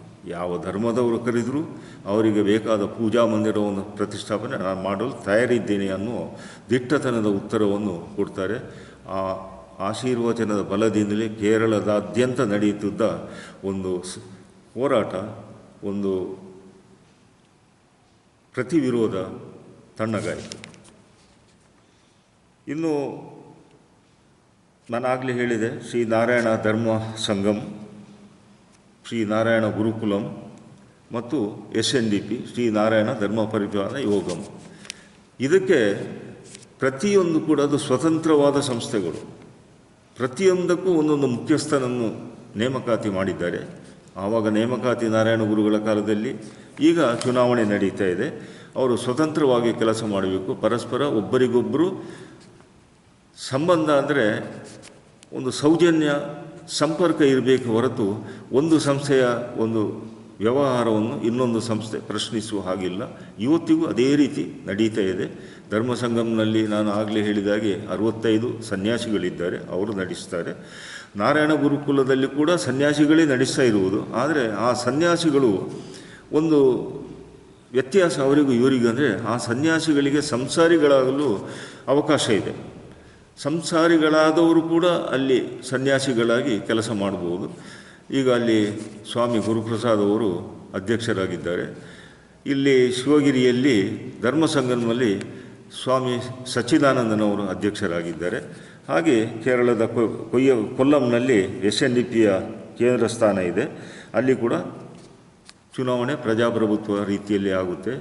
ಯಾವತ್ತೂ ನಾರಾಯಣ ಗುರುಗಳು ಶಿಕ್ಷಣ ಮತ್ತು ರಾಜಕೀಯಕ್ಕೆ ಒಂದು ಜಾಗೃತಿ ಮೂಡಿಸಿದರೋ ಅದರ ಪರಿಣಾಮವಾಗಿ ಕೇರಳದ ಅಸೆಂಬ್ಲಿಯಲ್ಲಿ 1/3 ಭಾಗ ಈಳವ, ತೀಯ, ಚೋವನ್ ಧರ್ಮದವರು, ಜಾತಿಯವರು ಅಲ್ಲಿ ಶಾಸಕರಾಗಿ, ಮಂತ್ರಿಗಳಾಗಿ ಕೆಲಸ ಮಾಡ್ತಾರೆ. ಉದಾಹರಣೆಗೆ ಹಿಂದೆ ಅಚ್ಯುತಾನಂದನ್, ಇವಾಗಿನ ಮುಖ್ಯಮಂತ್ರಿ ಪಿಣರಾಯಿ ವಿಜಯನ್, ಇವರೆಲ್ಲ ನಾರಾಯಣ ಗುರುಗಳ ಅನುಯಾಯಿಗಳು. ನಾರಾಯಣ ಗುರುಗಳು ಪೀಠ ಸ್ಥಾಪನೆ ಮಾಡ್ತಾರೆ. ಧರ್ಮ ಸಂಗಮಿನ ವತಿಯಿಂದ ಶಿವಗಿರಿಯಲ್ಲಿ ಶ್ರೀ ನಾರಾಯಣ ಪೀಠ ಅಂತ ಸ್ಥಾಪನೆ ಆಗುತ್ತೆ. ಸ್ಥಾಪನೆ ಆದರೂ ಕೂಡ ನೋಡಿ, ನಾರಾಯಣ ಗುರುಗಳು ಎಂತಹ ತ್ಯಾಗ ಮಾಡ್ತಾರೆ ಅಂದರೆ, ಅವರು ಪೀಠಾಧಿಪತಿ ಆಗೋದಿಲ್ಲ. ಅವರ ಶಿಷ್ಯ ಬೋಧಾನಂದ ಅಂತ, ಅವರನ್ನು ಪ್ರಥಮ ಪೀಠಾಧಿಪತಿಯನ್ನಾಗಿ ಮಾಡಿ ನಾರಾಯಣ ಗುರುಗಳು ಕೇವಲ ಒಬ್ಬ ಸದಸ್ಯನಾಗಿರ್ತಾರೆ. ಅಂತಹ ತ್ಯಾಗಮೂರ್ತಿ ನಾರಾಯಣ ಗುರುಗಳು. ಇನ್ನು ಮತಾಂತರದ ಬಗ್ಗೆ 1916ರಿಂದ 24ರವರೆಗೆ ಅಲ್ಲಿ ಎಲ್ರಿಗೂ ಗೊತ್ತು, ಚರಿತ್ರಾರ್ಹವಲ್ಲದ, ಚರಿತ್ರಹೀನವಾದ ಒಂದು ವಿಷಯ ನಡೆಯುತ್ತೆ. ಅದು ಮಾಪಿಳ್ಳೆ ದಂಗೆ. ಈ ಮಾಪಿಳ್ಳೆ ದಂಗೆಯಲ್ಲಿ ಅನೇಕ ಜನ ಪ್ರಾಣ ಕಳ್ಕೊಳ್ತಾರೆ, ಹಿಂದೂ ಮುಸ್ಲಿಂ ಎಲ್ಲರೂ. ಕೊನೆಗೆ ಅದು ತಣ್ಣಗಾಗುವ ಸಮಯಕ್ಕೆ ಪರವ, ಪುಲಯ, ಈಳವ, ಚೋವನ್ ಮತ್ತು ಇತರ ಆರ್ಥಿಕವಾಗಿ ದುರ್ಬಲರನ್ನು ಕ್ರೈಸ್ತ ಧರ್ಮ ಆಕರ್ಷಿಸುತ್ತದೆ.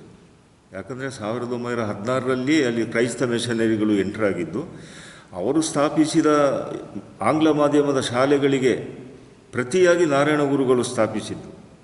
ಇದು ಒಂದು ಕಾರಣ. ನಾರಾಯಣ ಗುರುಗಳು ಆಂಗ್ಲ ಮಾಧ್ಯಮ ಸ್ಥಾಪಿಸಬೇಕಿದ್ರೆ ಕ್ರೈಸ್ತ ಮಿಷನರಿಗಳು ಕೂಡ ಒಂದು ಕಾರಣ ಅಂತ ಹೇಳ್ಬೋದು. ಇಲ್ಲಿ ಈ ಕ್ರೈಸ್ತ ಧರ್ಮಕ್ಕೆ ಮತ್ತು ಇಸ್ಲಾಂ ಧರ್ಮಕ್ಕೆ ಸಾಮೂಹಿಕವಾಗಿ ಗುಂಪಾಗಿ ಹಿಂದೂ ಧರ್ಮದ ಆರ್ಥಿಕವಾಗಿ ಹಿಂದುಳಿದವರು ಮತಾಂತರಗೊಳ್ತಾರೆ, ಪ್ರಾರಂಭ ಆಗುತ್ತೆ. ಆಗ ನಾರಾಯಣ ಗುರುಗಳು ಅವರ ಶಿಷ್ಯಂದರು ಬಂದು ಹೇಳ್ತಾರೆ, ಗುರುಗಳೇ, ನೀವು ಹೀಗೆ ಇದ್ದರೆ ಕೇರಳದಲ್ಲಿ ಹಿಂದೂ ಧರ್ಮ ನಾಶ ಆಗುತ್ತೆ, ನೀವು ಏನಾದರೂ ಮಾಡಬೇಕು. ಏನಪ್ಪ ಮಾಡೋದು ಅಂದರೆ, ಇಲ್ಲ ಸ್ವಾಮಿ, ನೀವೊಂದು ನಾರಾಯಣ ಧರ್ಮ ಅಂತ ಒಂದು ಮತ ಸ್ಥಾಪನೆ ಮಾಡಿ ಎಲ್ಲರನ್ನು ನಾವು ಆ ನಾರಾಯಣ ಧರ್ಮಕ್ಕೆ ಸೇರಿಸ್ತೀವಿ, ನಮಗೆ ಯಾವ ಧರ್ಮವೂ ಬೇಡ, ಅದಕ್ಕೆ ಹೆಸರು ಬೇಡ, ನಾರಾಯಣ ಧರ್ಮ ಅಂತ ಇದ್ದರೆ ಸಾಕು ಅಂತ. ಆಗ ನಾರಾಯಣ ಗುರುಗಳು ಅದಕ್ಕೆ ಒಪ್ಪೋದಿಲ್ಲ. ಈಗ ಜಗತ್ತಿನಲ್ಲಿ ಬೇಕಾದಷ್ಟು ಧರ್ಮಗಳಿದೆ, ಧರ್ಮಗಳಿದ್ರೂ ಆಯಾಯ ದೇಶದಲ್ಲಿ ಆಯಾಯ ಪರಿಸ್ಥಿತಿಗೆ ಅದು ಹೊಂದಿಕೊಂಡಿದೆ. ಹೊಸತೊಂದು ಧರ್ಮದ ಸ್ಥಾಪನೆ ಇಲ್ಲಿ ಅಗತ್ಯ ಇಲ್ಲ. ಆದ್ದರಿಂದ ಹೊಸ ಒಂದು ಧರ್ಮಕ್ಕೆ ನಾನು ಅವಕಾಶ ಕೊಡೋದಿಲ್ಲ. ಅದರ ಬದಲು ಹೊಸ ಒಂದು ಸಂಸ್ಕೃತಿಯ ನಿರ್ಮಾಣ ಆಗಬೇಕು. ಮಾನವರಲ್ಲಿ ಈಗ ಇರುವ ಸಂಸ್ಕೃತಿ ಸಾಲದು, ಹೊಸ ಒಂದು ಸಂಸ್ಕೃತಿ ನಿರ್ಮಾಣ ಆಗಬೇಕು ಅಂತ ಹೇಳಿ, ಆ ಸಂಸ್ಕೃತಿಯಲ್ಲಿ ಏನಿರಬೇಕು, ನಮ್ಮ ಸನಾತನ ಸಂಸ್ಕೃತಿಗಿಂತ ಹೊರತಾಗಿದ್ದಲ್ಲ ಅದು. ಅವರು ಹೇಳ್ತಾರೆ, ಆದಿಶಂಕರನ ಜ್ಞಾನ, ಹಿಂದೂ ಧರ್ಮದ ಪುರಾಣದ ಋಷಿ ಮುನಿಗಳ ವಿದ್ವತ್, ಆಧ್ಯಾತ್ಮಿಕತೆ ಇರಬೇಕು. ಬುದ್ಧನ ಶಾಂತಿ ಮತ್ತು ತ್ಯಾಗ ಇರಬೇಕು. ಯೇಸುವಿನ ಕ್ಷಮಾಗುಣ ಇರಬೇಕು. ಮೊಹಮ್ಮದ್ ಪೈಗಂಬರನ ಭ್ರಾತೃತ್ವ ಇರಬೇಕು. ಇಂತಹ ಒಂದು ಸಂಸ್ಕೃತಿಯನ್ನು ನೀವು ಸ್ಥಾಪಿಸಲು ಪ್ರಯತ್ನ ಮಾಡಿ. ಇದಕ್ಕೆ ಜನರಿಗೆ ಈ ರೀತಿಯ ಶಿಕ್ಷಣವನ್ನು ಕೊಡಿ. ಶಿಕ್ಷಣದ ಜೊತೆಯಲ್ಲಿ ನೈತಿಕ ಮೌಲ್ಯವನ್ನು ಕಾಪಾಡಿದರೆ ಮಾತ್ರ ಶಿಕ್ಷಣ ಸಂಪೂರ್ಣವಾಗಿ ಪ್ರಯೋಜನಕ್ಕೆ ಬರುತ್ತೆ. ಯಾರೇ ಎಷ್ಟೇ ಉನ್ನತ ಶಿಕ್ಷಣವನ್ನು ಪಡೆದರೂ ಆತನಲ್ಲಿ ನೈತಿಕ ಮೌಲ್ಯ ಇಲ್ಲದೇ ಇದ್ದರೆ ಆ ಶಿಕ್ಷಣ ಇದ್ದು ಉಪಯೋಗ ಇಲ್ಲ ಅನ್ನೋದು ನಾರಾಯಣ ಗುರುಗಳ ದೃಢವಾದ ನಂಬಿಕೆಯಾಗಿತ್ತು. ಮತ್ತು ಅವರ ಸಂಸ್ಥೆಗಳಲ್ಲಿ ಶಾಲಾ ಸಮಯದಲ್ಲಿ ಒಂದು ಪೀರಿಯಡ್ ನೈತಿಕ ಪಾಠ ಅಂತ ಇತ್ತು. ಅದಕ್ಕೆ ನಾರಾಯಣ ಗುರುಗಳ ಕೃತಿಗಳನ್ನೇ ಅವರು ಬಳಸ್ತಿದ್ದರು. ಪಂಚತಂತ್ರದ ಕಥೆಗಳನ್ನು ಬಳಸ್ತಿದ್ದರು, ಕೆಲವು ಕಡೆ ಪುರಾಣದ ಕಥೆಗಳನ್ನು ಬಳಸ್ತಿದ್ದರು. ನಾರಾಯಣ ಗುರುಗಳ ಹತ್ರ ಒಂದು ಯುವಶಕ್ತಿಯ ಸೈನ್ಯವೇ ಇತ್ತು. ಇದು ಆಗಿದ್ದು ವೈಕಂ ಸತ್ಯಾಗ್ರಹದ ಸಮಯದಲ್ಲಿ 1924ರಲ್ಲಿ. ವೈಕಂ ಅದು ಎರ್ನಾಕುಲಮಿನಿಂದ ಒಂದು 20 ಕಿಲೋಮೀಟರ್ ದೂರದಲ್ಲಿದೆ ವೈಕಂ. ಅದು ಮಹಾದೇವನ ದೇವಸ್ಥಾನ. ನಾರಾಯಣ ಗುರುಗಳ ಹತ್ರ ಇದಕ್ಕೆಲ್ಲ ತಯಾರು ಮಾಡಿ, ಅದು ಕಾಂಗ್ರೆಸ್, ಆವತ್ತಿನ ಕಾಂಗ್ರೆಸ್ ಪಕ್ಷ ಮುಖ್ಯ ಅದರ ನಾಯಕತ್ವ ವಹಿಸುತ್ತೆ. ಅವರ ಎಜೆಂಡಾದಲ್ಲಿ ವೈಕಮನ್ನು ಸೇರಿಸ್ತಾರೆ ಮಹಾತ್ಮ ಗಾಂಧಿ. ನಾರಾಯಣ ಗುರುಗಳ ಹತ್ರ ಬರ್ತಾರೆ. T K Madhavan, Kumaranasan, doctor Palpu ಇವರೆಲ್ಲ ಬರ್ತಾರೆ. ಬಂದು ಹೇಳ್ತಾರೆ, ವೈಕಂ ಸತ್ಯಾಗ್ರಹದ ಲೀಡರ್ಶಿಪ್ಪನ್ನು ತಾವು ವಹಿಸಬೇಕು ಅಂತ. ಆವಾಗ ಹೇಳ್ತಾರೆ, ನಾನು ಯಾವುದೇ ದೇವಸ್ಥಾನದ ಗೋಡೆಯನ್ನು ನಾನು ಮುಟ್ಟಿದವನಲ್ಲ. ದೇವಸ್ಥಾನ ಪ್ರವೇಶ ಬೇಕಿದ್ರೆ ಅದೇ ಪಕ್ಕದಲ್ಲೇ ಇನ್ನೊಂದು ದೇವಸ್ಥಾನ ಕಟ್ತೀನಿ ಅಂತ. ಆವಾಗ ಅವರಿಗೆ ಕನ್ವಿನ್ಸ್ ಮಾಡ್ತಾರೆ, ಇದು ದೇವಸ್ಥಾನದ ಪ್ರವೇಶಕ್ಕಲ್ಲ ಸ್ವಾಮಿ, ದೇವಸ್ಥಾನದ ಸುತ್ತ ಇರುವ ರಾಜಬೀದಿಯಲ್ಲಿ, ಅಂದರೆ ಸರ್ಕಾರಿ ರಸ್ತೆಯಲ್ಲಿ ಕೇವಲ ಬ್ರಾಹ್ಮಣರಿಗೆ, ಮುಸ್ಲಿಮರಿಗೆ, ಕ್ರಿಶ್ಚಿಯನರಿಗೆ ಮಾತ್ರ ಸಂಚಾರ ಮಾಡುವ ಅವಕಾಶ ಇದೆ. ಬೇರೆ ಶೂದ್ರ ವರ್ಗದವರು ಆ ರಸ್ತೆಯನ್ನು ಬಿಟ್ಟು 3 ಮೈಲಿ ಸುತ್ತ ಹಾಕಿ ವೈಕಂ ಪಟ್ಟಣಕ್ಕೆ ಬರಬೇಕು. ಇದನ್ನು ತಪ್ಪಿಸಬೇಕು, ಅದಕ್ಕೋಸ್ಕರ ಸತ್ಯಾಗ್ರಹ ಮಾಡ್ತಾ ಇದ್ದೀವಿ, ನೀವು ಬರಬೇಕು ಅಂತ ಹೇಳ್ತಾರೆ. ನಾರಾಯಣ ಗುರುಗಳು ಒಪ್ತಾರೆ, ಆಯಿತು ಬರ್ತೀನಿ ಅಂತ. ಸತ್ಯಾಗ್ರಹದ ಮೊದಲು ಮಹಾತ್ಮ ಗಾಂಧಿಯವರು ನಾರಾಯಣ ಗುರುಗಳ ಹತ್ರ ಮಾತನಾಡ್ತಾರೆ. ನಾರಾಯಣ ಗುರುಗಳು ಹೋಗ್ತಾರೆ. ಆ ಸತ್ಯಾಗ್ರಹ ಎಷ್ಟರ ಮಟ್ಟಿಗೆ ಆಯಿತಂದರೆ, ನಾರಾಯಣ ಗುರುಗಳು ಅದರಲ್ಲಿ ಪಾರ್ಟಿಸಿಪೇಟ್ ಮಾಡ್ತಾರೆ ಅಂದ ಕೂಡಲೇ ಆ ಕಾಲದಲ್ಲಿ ಕೇರಳದ ಅತ್ಯಂತ ಶ್ರೇಷ್ಠ ರಾಜಕೀಯ ಮುತ್ಸದ್ದಿಯಾದ ಮನ್ನತ್ ಪದ್ಮನಾಭನ್, ಆಮೇಲೆ ನಮ್ಮ ಕರ್ನಾಟಕ ಮೂಲದ ತಮಿಳುನಾಡಿನಲ್ಲಿ ಶಾಶ್ವತ ಹೆಸರು ಮಾಡಿದ ಶ್ರೀಯುತ ರಾಮಸ್ವಾಮಿ ನಾಯ್ಕರ್, ಅವರಿಗೆ ಪೆರಿಯಾರ್ ಅಂತ ಹೆಸರು, ಅಲ್ಲಿ ತನ್ನ ಶ್ರೀಮತಿ ನಾಗಮ್ಮನವರ ಜೊತೆ ಬರ್ತಾರೆ. ಜಾರ್ಜ್ ಜಾಸೆಫ್ ಮಹಾತ್ಮ ಗಾಂಧಿಯವರ ಶಿಷ್ಯ, ಅವರು ಕೂಡ ತನ್ನ ಶ್ರೀಮತಿಯವರ ಜೊತೆ ಬರ್ತಾರೆ. ಹೀಗೆ ದೊಡ್ಡ ದೊಡ್ಡ ವ್ಯಕ್ತಿಗಳು ಬಂದು ಸೇರ್ತಾರೆ. ನಾರಾಯಣ ಗುರುಗಳು ಸತ್ಯಾಗ್ರಹದಲ್ಲಿ ಭಾಗವಹಿಸ್ತಾರೆ. ದಿನಕ್ಕೆ 2-3 ಮಾತ್ರ ಹೋಗಬೇಕು. ಆ ರಸ್ತೆಯ ಎದುರುಗಡೆ ಅವರು ಬ್ಯಾರಿಕೇಡ್ ಹಾಕಿರ್ತಾರೆ, ಅಲ್ಲಿ ನಿಲ್ಲಬೇಕು. 3 ದಿನ ನಿಂತು ನಂತರ ಬ್ಯಾರಿಕೇಡನ್ನು ಹಾರಿ ಮುಂದೆ ಹೋಗಬೇಕು. ಈ ರೀತಿಯ ಸತ್ಯಾಗ್ರಹ ಮುಂದುವರಿಯುತ್ತೆ. ಆವಾಗ ಗುರುಗಳು, ನಾರಾಯಣ ಗುರುಗಳು ಯುವ ಶಕ್ತಿಯನ್ನು ಒಂದು ಸಂಘಟನೆ ಮಾಡ್ತಾರೆ. ಅವರಿಗೆ ಕೊಡುವ ಒಂದು ಆಶೀರ್ವಚನದಲ್ಲಿ ಹೇಳ್ತಾರೆ, ಯುವ ಶಕ್ತಿ ಅಂದರೆ ಹರಿಯುವ ನೀರಿನಿದ್ದಂತೆ, ಉರಿಯುವ ಬೆಂಕಿ ಇದ್ದಂತೆ, ಈ ಸಮಾಜದ ಗುಪ್ತವಾಹಿನಿಯಾಗಿ ಹರಿಯುವ ಅದೊಂದು ಶಕ್ತಿ. ನಿಮ್ಮನ್ನು ಅಲ್ಲಲ್ಲಿ ಕಟ್ಟಿ ಹಾಕದಿದ್ದರೆ ಸಮಾಜಕ್ಕೆ ಅನಾಹುತ ಆಗುತ್ತೆ ಹೊರತು ಒಳ್ಳೆಯದಾಗೋದಿಲ್ಲ. ನೀವು ಏನು ಮಾಡಬೇಕಂದ್ರೆ, ನನ್ನ ತತ್ವ ಆಗಲಿ, ಈ ದೇಶದಲ್ಲಿ ಆಗಿ ಹೋದ ಯಾವುದೇ ಸಂತರ ತತ್ವ ಆಗಲಿ, ಅದನ್ನು ನೇರವಾಗಿ ಅನುಷ್ಠಾನಕ್ಕೆ ತರುವುದಕ್ಕೆ ಪ್ರಯತ್ನ ಮಾಡಬಾರ್ದು. ಯಾವುದೇ ತತ್ವ ಸಂದೇಶಗಳನ್ನು, ಸಿದ್ಧಾಂತಗಳನ್ನು ಸಮಾಜದಲ್ಲಿ ಅನುಷ್ಠಾನಗೊಳಿಸಬೇಕಾದ್ರೆ ನೀವು ಅದಕ್ಕೆ ಸರಿಯಾದ ಭೂಮಿಕೆಯನ್ನು ಸಿದ್ಧಪಡಿಸಬೇಕು. ಯಾವಾಗ ನೀವು ಭೂಮಿಕೆ ಸಿದ್ಧತೆ ಪಡಿಸದೆ ಅನುಷ್ಠಾನಗೊಳಿಸ್ತೀರಾ, ನೀವು ಎತ್ತರದ ಬೆಟ್ಟವೊಂದರ ಮೇಲೆ ಹತ್ತಿ ಕೆಳಗೆ ನೇರವಾಗಿ ಧುಮುಕಿದ ಹಾಗೆ ಆಗುತ್ತೆ. ಆದ್ದರಿಂದ ಪ್ರತಿಯೊಂದನ್ನು ಹಂತವಾಗಿ ಮಾಡಬೇಕು. ಮತ್ತು ಪ್ರತಿಯೊಂದು ಯುವಕ ಕೂಡ ಕನಿಷ್ಠ, ನಾನು ಆಗ ಹೇಳಿದಾಗೆ ಮೆಟ್ರಿಕ್ಯುಲೇಷನ್ ವಿದ್ಯಾಭ್ಯಾಸ ಬಹಳ ಅಗತ್ಯ, ಅದನ್ನು ಮಾಡಬೇಕು. ಯಾವ ಯುವಕ ಯುವತಿಯರು ಉಂಡು ತಿಂದು ಮನೆಯಲ್ಲಿ ಸೋಮಾರಿಯಾಗಿ ಮಲಗ್ತಾರ, ಅವರು ಸಮಾಜಕ್ಕೆ ಘಾತುಕರಾಗ್ತಾರೆ, ಸಮಾಜದಲ್ಲಿ ಅವರು ದುಷ್ಟ ವ್ಯಕ್ತಿಗಳಾಗ್ತಾರೆ. ಅದಕ್ಕೆ ಅವರ ಹೆತ್ತವರು, ರಕ್ಷಕರು ಅವಕಾಶ ಕೊಡಬಾರದು. ಯಾರು ಸೋಮಾರಿಗಳಾಗಿ ಇರಬಾರ್ದು ಅನ್ನೋ ಒಂದು ಬಹಳ ದೊಡ್ಡ ಒಂದು ಕಾಯಕವೇ ಕೈಲಾಸ ಅನ್ನೋ ಸಂದೇಶವನ್ನು ಕೊಡ್ತಾರೆ. ಇವತ್ತು ಕೇರಳದಲ್ಲಿ ನಾವು ನೋಡಿದ ಹಾಗೆ ಒಂದು ಓದುವ ಅಭ್ಯಾಸ, ಇನ್ನೊಂದು ದುಡಿಯುವ ಅಭ್ಯಾಸ, ಇದು ಬಹಳ ನಾವು ನೋಡ್ತಾ ಇದ್ದೀವಿ. ಕೇರಳದ ಇವತ್ತಿನ ಯುವಜನತೆ ಇರ್ಬೋದು, ಮಧ್ಯವಯಸ್ಕರು ಇರ್ಬೋದು, ವಿದೇಶಗಳಲ್ಲಿ ಬೇರೆ ಬೇರೆ ರಾಜ್ಯಗಳಲ್ಲಿ ಎಲ್ಲೆಂದರೆ ಅಲ್ಲಿ ಹೋದರೆ ನಮಗೆ ಮಲಯಾಳಿಗಳು ಸಿಗ್ತಾರೆ. ಇದು ನಿಜವಾದ ಒಂದು ಡಿಗ್ನಿಟಿ ಆಫ್ ಲೇಬರ್ ಅವರಲ್ಲಿ ಇಲ್ಲ. ಹೊರಗಡೆ ಬಂದು ಕೆಲಸ ಮಾಡಿ ಊರಿನಲ್ಲಿ ನಮ್ಮ ಸಂಸಾರವನ್ನು ಅವರು ರಕ್ಷಣೆ ಮಾಡ್ತಾ ಇದ್ದಾರೆ, ಸಾಕ್ತಾ ಇದ್ದಾರೆ. ಇದು ಬಂದಿದ್ದು ನಾರಾಯಣ ಗುರುಗಳ ಸಂದೇಶದ ಮೂಲಕ ಅವರಿಗೆ ಹಂತ ಹಂತವಾಗಿ ಪೀಳಿಗೆಯಿಂದ ಪೀಳಿಗೆಗೆ ಬಂದ ಒಂದು ಪರಿಶ್ರಮ. ಇವತ್ತು ನಾವು ಉದಾಹರಣೆಗೆ ನೋಡಬೇಕಿದ್ರೆ ಕೇರಳದಲ್ಲಿ ಯಾವುದೇ ಒಂದು ಸರ್ಕಾರದ ಒಂದು ಕನ್ಸ್ಟ್ರಕ್ಷನ್ ನಡೆಯಲಿ, ಯಾವುದು ಬೇಡ, ಒಂದು ರಸ್ತೆಯ ಕೆಲಸ ನಡೆಯಲಿ, ಆ ರಸ್ತೆ ಬದಿಯಲ್ಲಿ ಊರಿನ ಮುಖಂಡರು ಕೊಡೆ ಹಿಡಿದು ಬೆಳಗಿಂದ ಸಂಜೆವರೆಗೂ ಕೂತಿರ್ತಾರೆ. ಅಲ್ಲಿ ಕಳಪೆ ಕಾಮಗಾರಿ ಆಗುತ್ತೆ ಅಂದರೆ ಅದನ್ನು ತಡೀತಾರೆ, ಸರ್ಕಾರದ ಗಮನಕ್ಕೆ ತರ್ತಾರೆ. ಅಂಥ ವ್ಯವಸ್ಥೆ ಜನಮಾನಸದಲ್ಲಿದೆ. ಇಂಥ ಜನಮಾನಸದಲ್ಲಿ ನಿತ್ಯ ಜಾಗೃತಿಯನ್ನು ಸೃಷ್ಟಿ ಮಾಡಿದಂಥ ಮಹಾನ್ ವ್ಯಕ್ತಿಯೇ ನಾರಾಯಣ ಗುರು.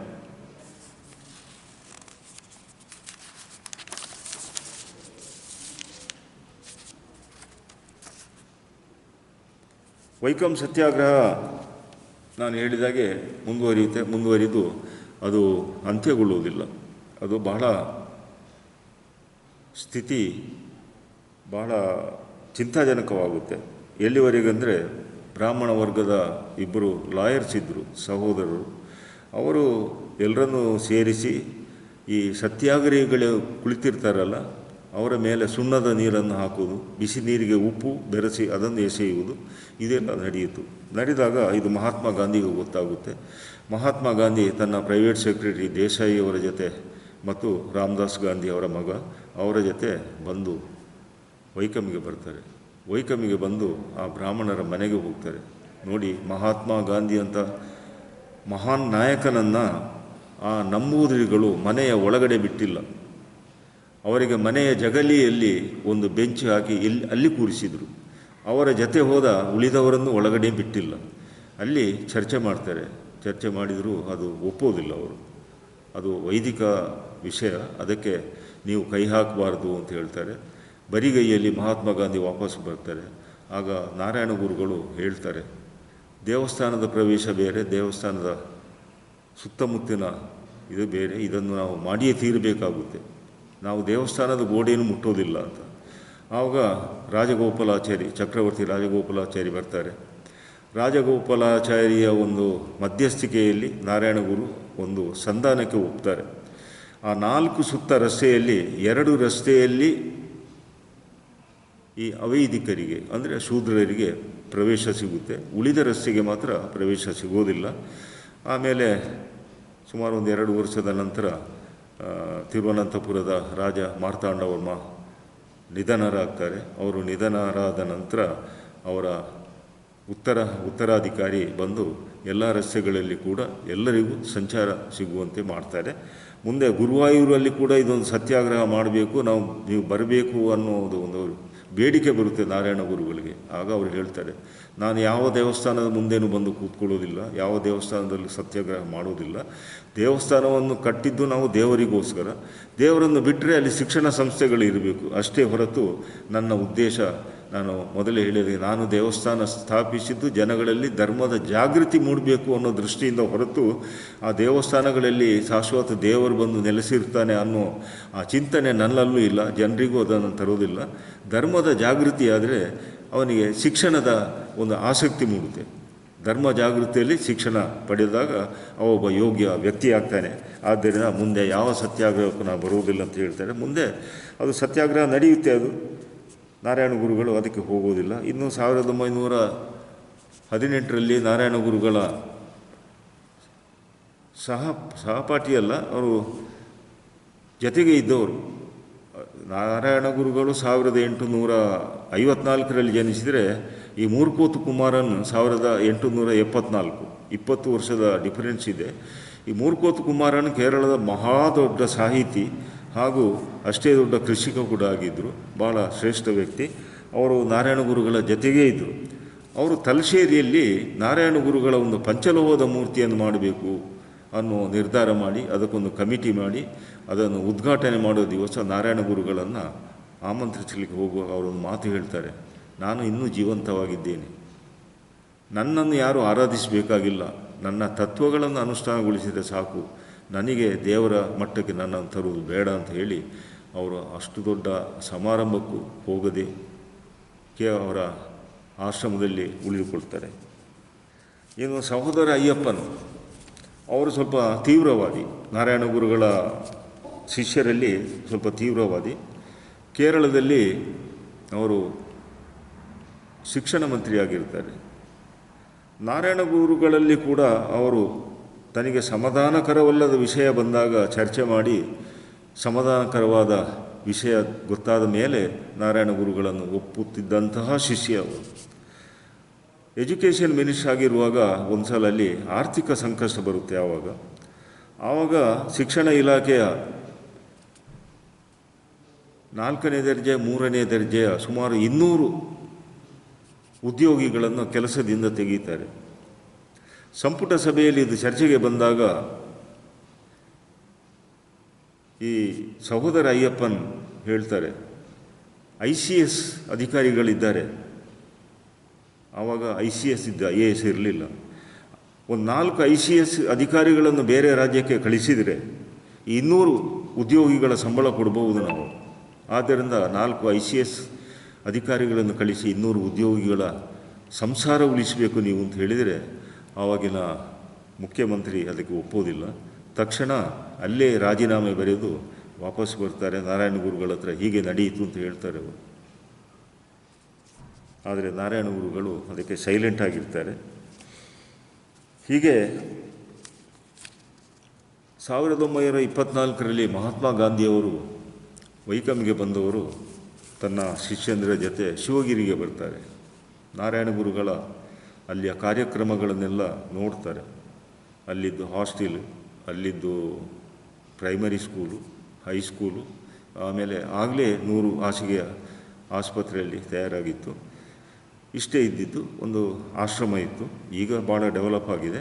ನಾರಾಯಣ ಗುರುಗಳ ಕಾಲದಲ್ಲಿ ಅಷ್ಟೇ ಇದ್ದಿದ್ದು. ನಾರಾಯಣ ಗುರುಗಳ ಹತ್ರ ಬಂದವರಿಗೆ ಭಾಳ ಸಮಾಧಾನ ಆಗುತ್ತೆ. ನಾರಾಯಣ ಗುರುಗಳಿಗೆ ಹೇಳ್ತಾರೆ, ಹಾಸ್ಟೆಲಲ್ಲಿ ಯಾರ್ಯಾರಿದ್ದಾರೆ ಅಂತ. ಆಗ ನಾರಾಯಣ ಗುರುಗಳು ಹೇಳ್ತಾರೆ, ಅಲ್ಲಿ ಊಟ ಮಾಡ್ತಾರೆ, ನೀವು ಊಟ ಮಾಡಿದ್ದು ಆ ಅನ್ನ ಬೇಯಿಸಿದ್ದು ಹರಿಜನರು, ನಿಮಗೆ ಅನ್ನ ಬಳಸಿದ್ದು ಅವರೇ ಬೇಯಿಸಿದ್ದು. ಈ ರೀತಿ ಹಾಸ್ಟೆಲಲ್ಲಿ ವ್ಯವಸ್ಥೆ ಇದೆ. ನನ್ನ ಸುತ್ತಮುತ್ತ ಇರುವವರು ಕೂಡ ಶೂದ್ರವರು, ಇಲ್ಲಿ ಯಾರು ಅಪ್ಪರ್ ಕ್ಲಾಸ್ ಅನ್ನೋರು ಇಲ್ಲ. ಅಪ್ಪರ್ ಕ್ಲಾಸ್ನವರು ಕೆಲವರು ಬಂದು ಸನ್ಯಾಸ ದೀಕ್ಷೆ ಪಡೆದು ಹೋಗಿದ್ದಾರೆ. ಆದ್ದರಿಂದ ಇಲ್ಲಿ ಜಾತಿ ಪದ್ಧತಿಯೇ ಇಲ್ಲ ಅಂತ. ಆವಾಗ ಮಹಾತ್ಮ ಗಾಂಧಿ ಒಂದು ಪ್ರಶ್ನೆ ಕೇಳ್ತಾರೆ, ಸ್ವಾಮಿ, ಇಷ್ಟು ದೊಡ್ಡ ಒಂದು ಹೋರಾಟ, ಕೇರಳದಾದ್ಯಂತ ನಿಮ್ಮ ಹೆಸರು ಜನಮಾನಸದಲ್ಲಿದೆ, ನೀವು ಒಂದು ಮಾತು ಹೇಳಿದರೆ ಈ ರಾಜ್ಯದಲ್ಲಿ ನಡೆಯುತ್ತೆ, ನೀವು ನಮ್ಮ ಸ್ವಾತಂತ್ರ್ಯ ಹೋರಾಟದ ಮುಖ್ಯ ವಾಹಿನಿಯಲ್ಲಿ ಬಂದು ಯಾಕೆ ಸೇರಿಕೊಳ್ಳಬಾರದು ಅಂತ. ನಾರಾಯಣ ಗುರುಗಳು ನೇರವಾಗಿ ಒಂದು ಮಾತು ಹೇಳ್ತಾರೆ, ಮಹಾತ್ಮರೇ, ದೇಶಕ್ಕೆ ಇವತ್ತಲ್ಲ ನಾಳೆ ಸ್ವಾತಂತ್ರ್ಯ ಖಂಡಿತ ಸಿಗುತ್ತೆ. ಆದರೆ ನನ್ನ ಜನಗಳಿಗೆ ಧಾರ್ಮಿಕ ಮತ್ತು ಸಾಮಾಜಿಕ ಸ್ವಾತಂತ್ರ್ಯ ಯಾವತ್ತೂ ಸಿಗುತ್ತೆ? ಅದಕ್ಕೆ ಯಾರು ಹೋರಾಟ ಮಾಡ್ತಾರೆ? ನಾನು ದೇಶದ ಬಗ್ಗೆ ಚಿಂತೆ ಮಾಡುವುದಿದ್ದರೆ ನನ್ನ ಜನಗಳಿಗೆ ಸಾಮಾಜಿಕ ಮತ್ತು ಧಾರ್ಮಿಕ ಸ್ವಾತಂತ್ರ್ಯ ದೊರೆತ ನಂತರ ನಾನು ಅಲ್ಲಿಗೆ ಹೆಜ್ಜೆ ಇಡುತ್ತೇನೆ, ಆದರೆ ಮೊದಲು ಬರುವುದಿಲ್ಲ. ಮತ್ತು ಒಂದು ಮಾತು ಹೇಳ್ತೇನೆ, ಸ್ವಾತಂತ್ರ್ಯ ಇಷ್ಟು ಬೇಗ ನಮಗೆ ಬರಬಾರದು. ಯಾಕಂದರೆ ಆ ಸ್ವಾತಂತ್ರ್ಯವನ್ನು ಉಳಿಸಿ ಬೆಳೆಸುವಂಥ ಪ್ರಬುದ್ಧತೆ ಪಡೆದ ವ್ಯಕ್ತಿಗಳು ನಮ್ಮಲ್ಲಿ ವಿರಳ. ಮತ್ತು ದೇಶ ಆಳಬೇಕಾದವರು ಯಾರೂ ಇಲ್ಲ ಇಲ್ಲಿ. ಏನೋ 1-2-3 ಜನ ದೇಶ ಆಳುವ ಯೋಗ್ಯತೆ ಇದ್ದಾರೆ ಅಷ್ಟೇ. ಆದರೆ ಇಡೀ ದೇಶವನ್ನು ಆಳಬೇಕಾದಂಥ ಪ್ರಾಮಾಣಿಕವಾದ ಸ್ವಚ್ಛ ಆಡಳಿತ ಕೊಡುವಂಥ ವ್ಯಕ್ತಿಗಳ ನಿರ್ಮಾಣ ಆಗಬೇಕು. ಆಮೇಲೆ ಸ್ವಾತಂತ್ರ್ಯವನ್ನು ನಾವು ಅನುಭವಿಸಬೇಕು. ಇದೇ ರೀತಿಯಲ್ಲಿ ಇಷ್ಟು ಬೇಗ ಸ್ವಾತಂತ್ರ್ಯ ಬಂದರೆ ಆ ಸ್ವಾತಂತ್ರ್ಯ ಮುಂದಿನ ದಿನಗಳಲ್ಲಿ ಜನರ ಬದುಕಿಗೆ ಅಪಾಯ ತರುವಂಥ ಸ್ಥಿತಿ ಬರುತ್ತೆ. ಅಂತಹ ವ್ಯಕ್ತಿಗಳು ನಮ್ಮನ್ನು ಆಡಳಿತ ನಡೆಸ್ತಾರೆ ಅನ್ನೋ ವಿಷಯವನ್ನು ಅಂದೇ ಮಹಾತ್ಮ ಗಾಂಧಿಗೆ ನೇರವಾಗಿ ಹೇಳಿದವರು ನಾರಾಯಣ ಗುರುಗಳು.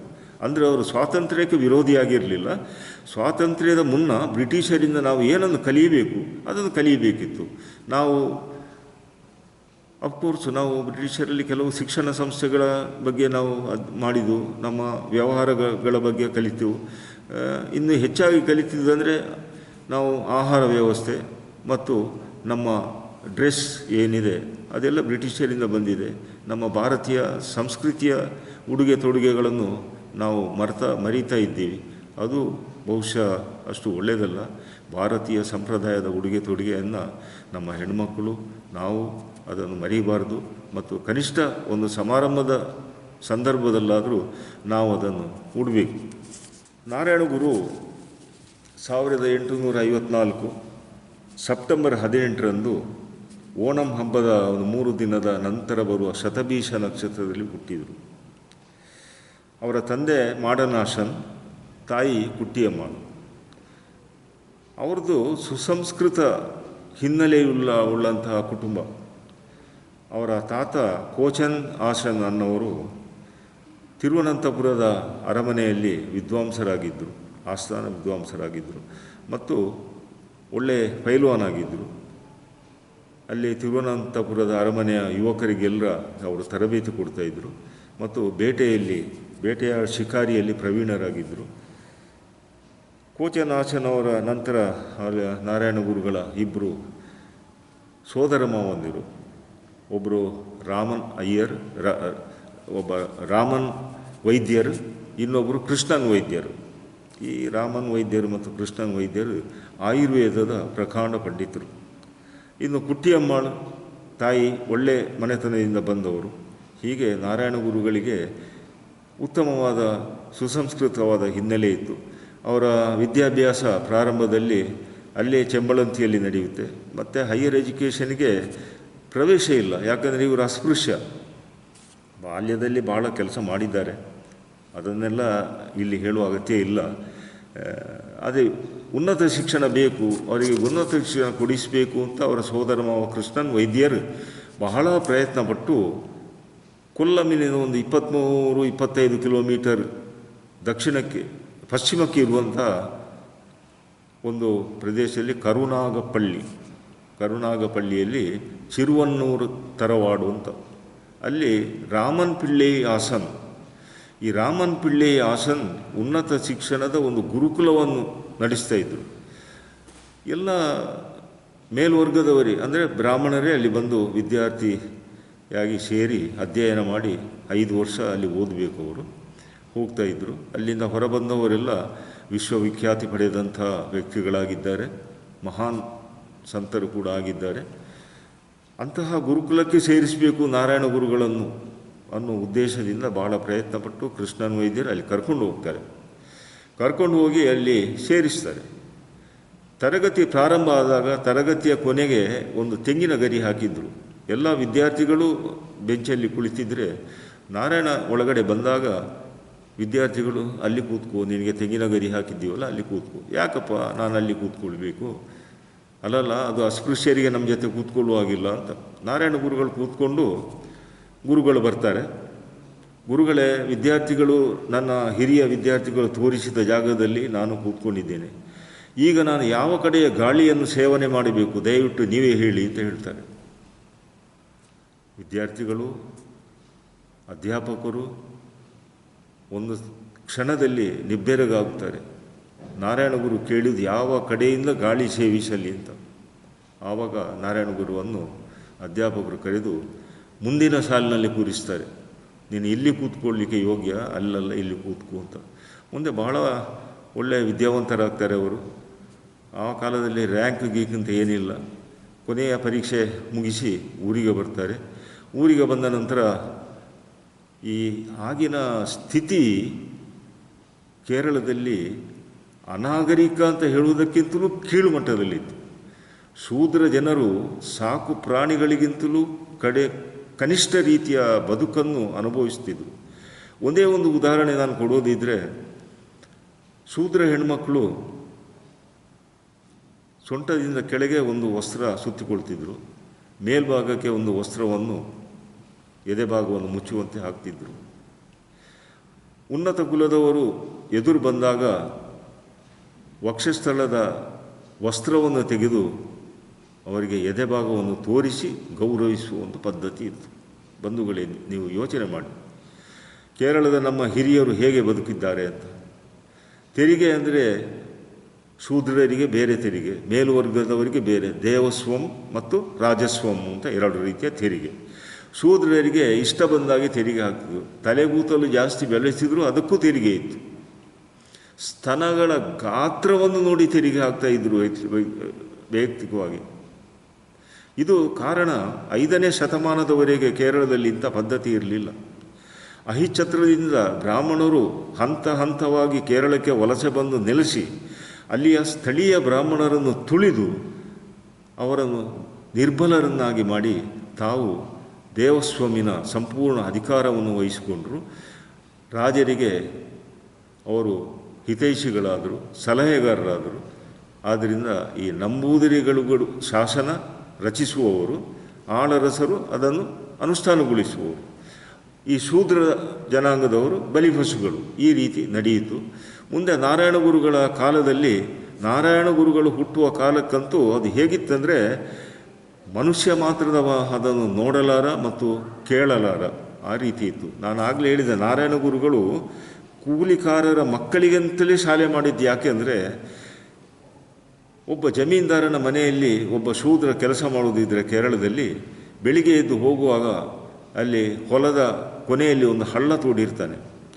ಆ ಹಳ್ಳದಲ್ಲಿ ಅನ್ನ ನೀರು ಇಟ್ಟು ತನ್ನ ಸಣ್ಣ ಮಕ್ಕಳನ್ನು ಹಳ್ಳಕ್ಕೆ ಇಳಿಸಿ ಅವ ಹೋಗ್ತಿದ್ದ. ಸಂಜೆ ಅವರು ಬರುವವರೆಗೆ ಆ ಮಕ್ಕಳು ಹಳ್ಳದಲ್ಲೇ ಇರಬೇಕು. ಆಮೇಲೆ ಮೇಲೆ ಎತ್ತಿ ಮನೆಗೆ ತರ್ತಾಯಿದ್ರು. ಇಂತಹ ಪರಿಸ್ಥಿತಿ, ಹೀನ ಸ್ಥಿತಿಯಲ್ಲಿ ಜನರಿದ್ದರು.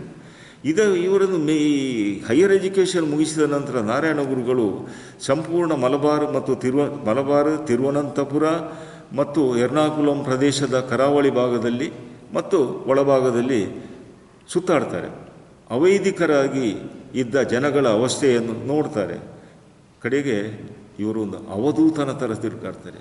ಸಿಕ್ಕಿದಂತೆ ತಿಂತಾರೆ, ಸಿಕ್ಕಿದ ಜಾಗದಲ್ಲಿ ಮಲಗ್ತಾರೆ. ಜನಗಳು ಮಾಡನಾಶನ ಮಗನಿಗೆ ಹುಚ್ಚು ಹಿಡಿದಿದೆ ಅಂತ ಕೆಲವರು ತಿಳಿತಾರೆ. ಆತನೊಬ್ಬ ಹುಚ್ಚ, ಅವ ಕೆಲಸಕ್ಕೆ ಬಾರದವ, ಇಷ್ಟೆಲ್ಲ ಓದಿ ಈ ಥರ ತಿರುಗಾಡ್ತಾನೆ ಅಂತ.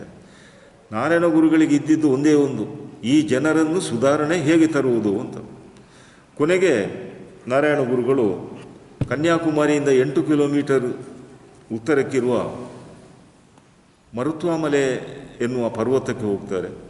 ಆ ಪರ್ವತದ ತುದಿಯಲ್ಲಿ ಪಿಲ್ಲತಟ ಅನ್ನೋ ಗುಹೆಯಲ್ಲಿ ಸುಮಾರು 5 ವರ್ಷ ಅಲ್ಲಿ ತಪಸ್ಸು ಮಾಡ್ತಾರೆ. ಖಂಡಿತ ಅವರು ತಪಸ್ಸು ಮಾಡಿದ್ದು ದೇವರನ್ನು ಒಲಿಸಿಕೊಳ್ಳಬೇಕು ಅನ್ನೋ ದೃಷ್ಟಿಯಿಂದ ಅಲ್ಲ. ಈ ಜನಗಳ ಸುಧಾರಣೆಗೆ ಯಾವ ರೀತಿ ದಾರಿ ಅನ್ನೋದನ್ನು ಹುಡುಕ್ತಿದ್ರು, ಸತ್ಯದ ಮಾರ್ಗವನ್ನು ಹುಡುಕ್ತಿದ್ರು, ಜನಗಳನ್ನು ಸುಧಾರಿಸುವುದು ಹೇಗೆ ಅಂತ ಅವರು ಪ್ರಯತ್ನ ಪಡ್ತಿದ್ರು. 5 ವರ್ಷದ ನಂತರ ಬೆಟ್ಟದಿಂದ ಕೆಳಗಿಳಿದು ಮತ್ತೆ ಊರಲ್ಲಿ ಸುತ್ತಾಡ್ತಾರೆ. ಕರಾವಳಿ ತೀರದ ಮೊಗವೀರ ಮತ್ತು ಮುಸ್ಲಿಮರ ಜತೆಯಲ್ಲಿ ಒಂದು 6 ತಿಂಗಳು ವಾಸ ಮಾಡ್ತಾರೆ. ಅವರ ಸಮುದ್ರದ ಕೃಷಿ ಹೇಗಿದೆ, ಸಮುದ್ರದಲ್ಲಿ ಮೀನು ಹಿಡಿದ ಸಂಪಾದನೆ ಹೇಗಿದೆ, ಇದನ್ನೆಲ್ಲ ಅಧ್ಯಯನ ಮಾಡ್ತಾರೆ. ಅಲ್ಲಿಂದ ಒಳಗೆ ಬರ್ತಾರೆ. ಒಳಗೆ ಬಂದು ಅರವೀಪುರಮ್ಗೆ ಹೋಗ್ತಾರೆ. ಅರವೀಪುರಮ್ಗೆ ಹೋಗುವಷ್ಟರವರೆಗೆ ಇವರು 5 ವರ್ಷ ಮಾಡಿದ ತಪಸ್ಸಿನ ಶಕ್ತಿ ಏನಿದೆ, ಇದು ನನಗೆ ಸಾಲದು, ಈ ಜನರನ್ನು ಸುಧಾರಿಸಬೇಕಾದ್ರೆ ನಾನು ಏನಾದರೂ ಮಾಡಬೇಕು ಅಂತ ಅರವೀಪುರಂನಲ್ಲಿ ಒಂದು 2 ವರ್ಷ ತಪಸ್ಸು ಮಾಡ್ತಾರೆ.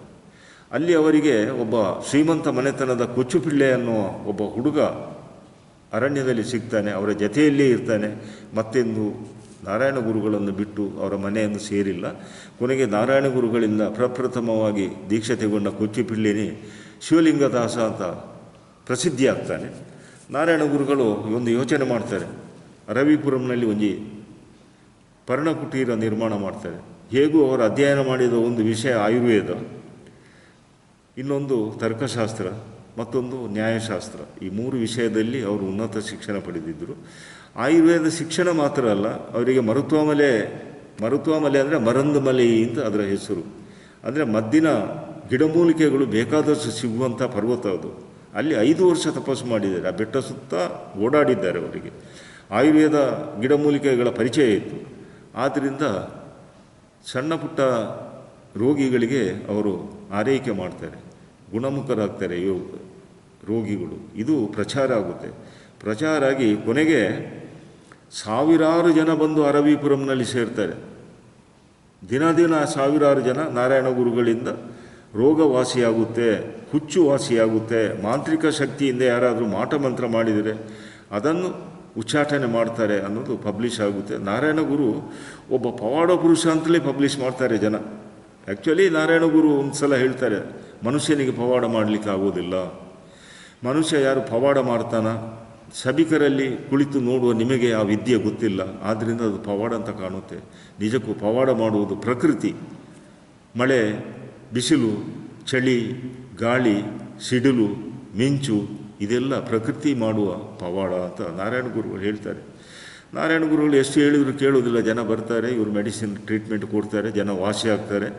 ಇದರಿಂದ ಜನಸಂಖ್ಯೆ ಜಾಸ್ತಿ ಆಗಿದೆ. ಈಗ ಸರಿಯಾದ ಕಾಲ ಬಂತು, ನನ್ನ ಸಮಾಜ ಸುಧಾರಣೆಗೆ ಇದು ತಕ್ಕುದಾದ ಕಾಲ ಅಂತ ಹೇಳಿ ಜನರಿಗೂ ಆವಾಗ ಅರವೀಪುರಂನಲ್ಲಿ ದೇವಸ್ಥಾನ ಸ್ಥಾಪನೆ ಮಾಡ್ತಾರೆ. ಯಾಕಂದರೆ ಮುಖ್ಯವಾಗಿ ಶಿಕ್ಷಣ ಮತ್ತು ಸಂಘಟನೆ ಬಹಳ ಮುಖ್ಯ ಆಗಿತ್ತು ಅವರಿಗೆ, ಜನಗಳ ಸುಧಾರಣೆಗೆ. ಅಲ್ಲಿ ದೇವಸ್ಥಾನ ಸಮಿತಿ ಅಂತ ಒಂದು ಸಮಿತಿ ಮಾಡಿಬಿಟ್ಟು ಸಂಘಟನೆಯ ಮೂಲ ಅವರು ಪ್ರಾರಂಭ ಮಾಡಿದ್ದು ಅರವೀಪುರಂ ದೈವಸ್ವಂ ಸಮಿತಿ ಅಂತ. ಆ ಸಮಿತಿಯ ಮೂಲಕ ಇದು ಮಾಡ್ತಾರೆ. ನಂತರ ಅದನ್ನು SNDP ಅಂತ ಮಾಡಿ ಅದರಲ್ಲಿ ಮರ್ಜಿ ಮಾಡ್ತಾರೆ. ಆ ನಂತರ ದೇವಸ್ಥಾನದ ಹೊರತಾಗಿ ಸಾಮಾಜಿಕ ಸುಧಾರಣೆಗಳು ಮಾಡ್ತಾರೆ. ಸಾಮಾಜಿಕ ಸುಧಾರಣೆಗಳು ನೋಡಿ, ಕೇರಳದಲ್ಲಿ ಎಷ್ಟು ಕೆಟ್ಟ ಪದ್ಧತಿ ಇದ್ದಂದರೆ, ಹೆಣ್ಣುಮಕ್ಕಳಿಗೆ ತಾಳಿ ಕೆಟ್ಟು ಅಂತ ಒಂದು ಪದ್ಧತಿ ಇತ್ತು. ಅವಳು ವಯಸ್ಸಿಗೆ ಬರುವ ಮೊದಲೇ ಯಾರೋ ಒಬ್ಬ ಹುಡುಗ ಬಂದು ಅವನಿಗೆ ತಾಳಿ ಕಟ್ಟೋದು, ಅವತ್ತೊಂದು 100 ಮಂದಿ ಜನರಿಗೆ ಇವರು ಭರ್ಜರಿಯಾಗಿ ಊಟ ಹಾಕೋದು.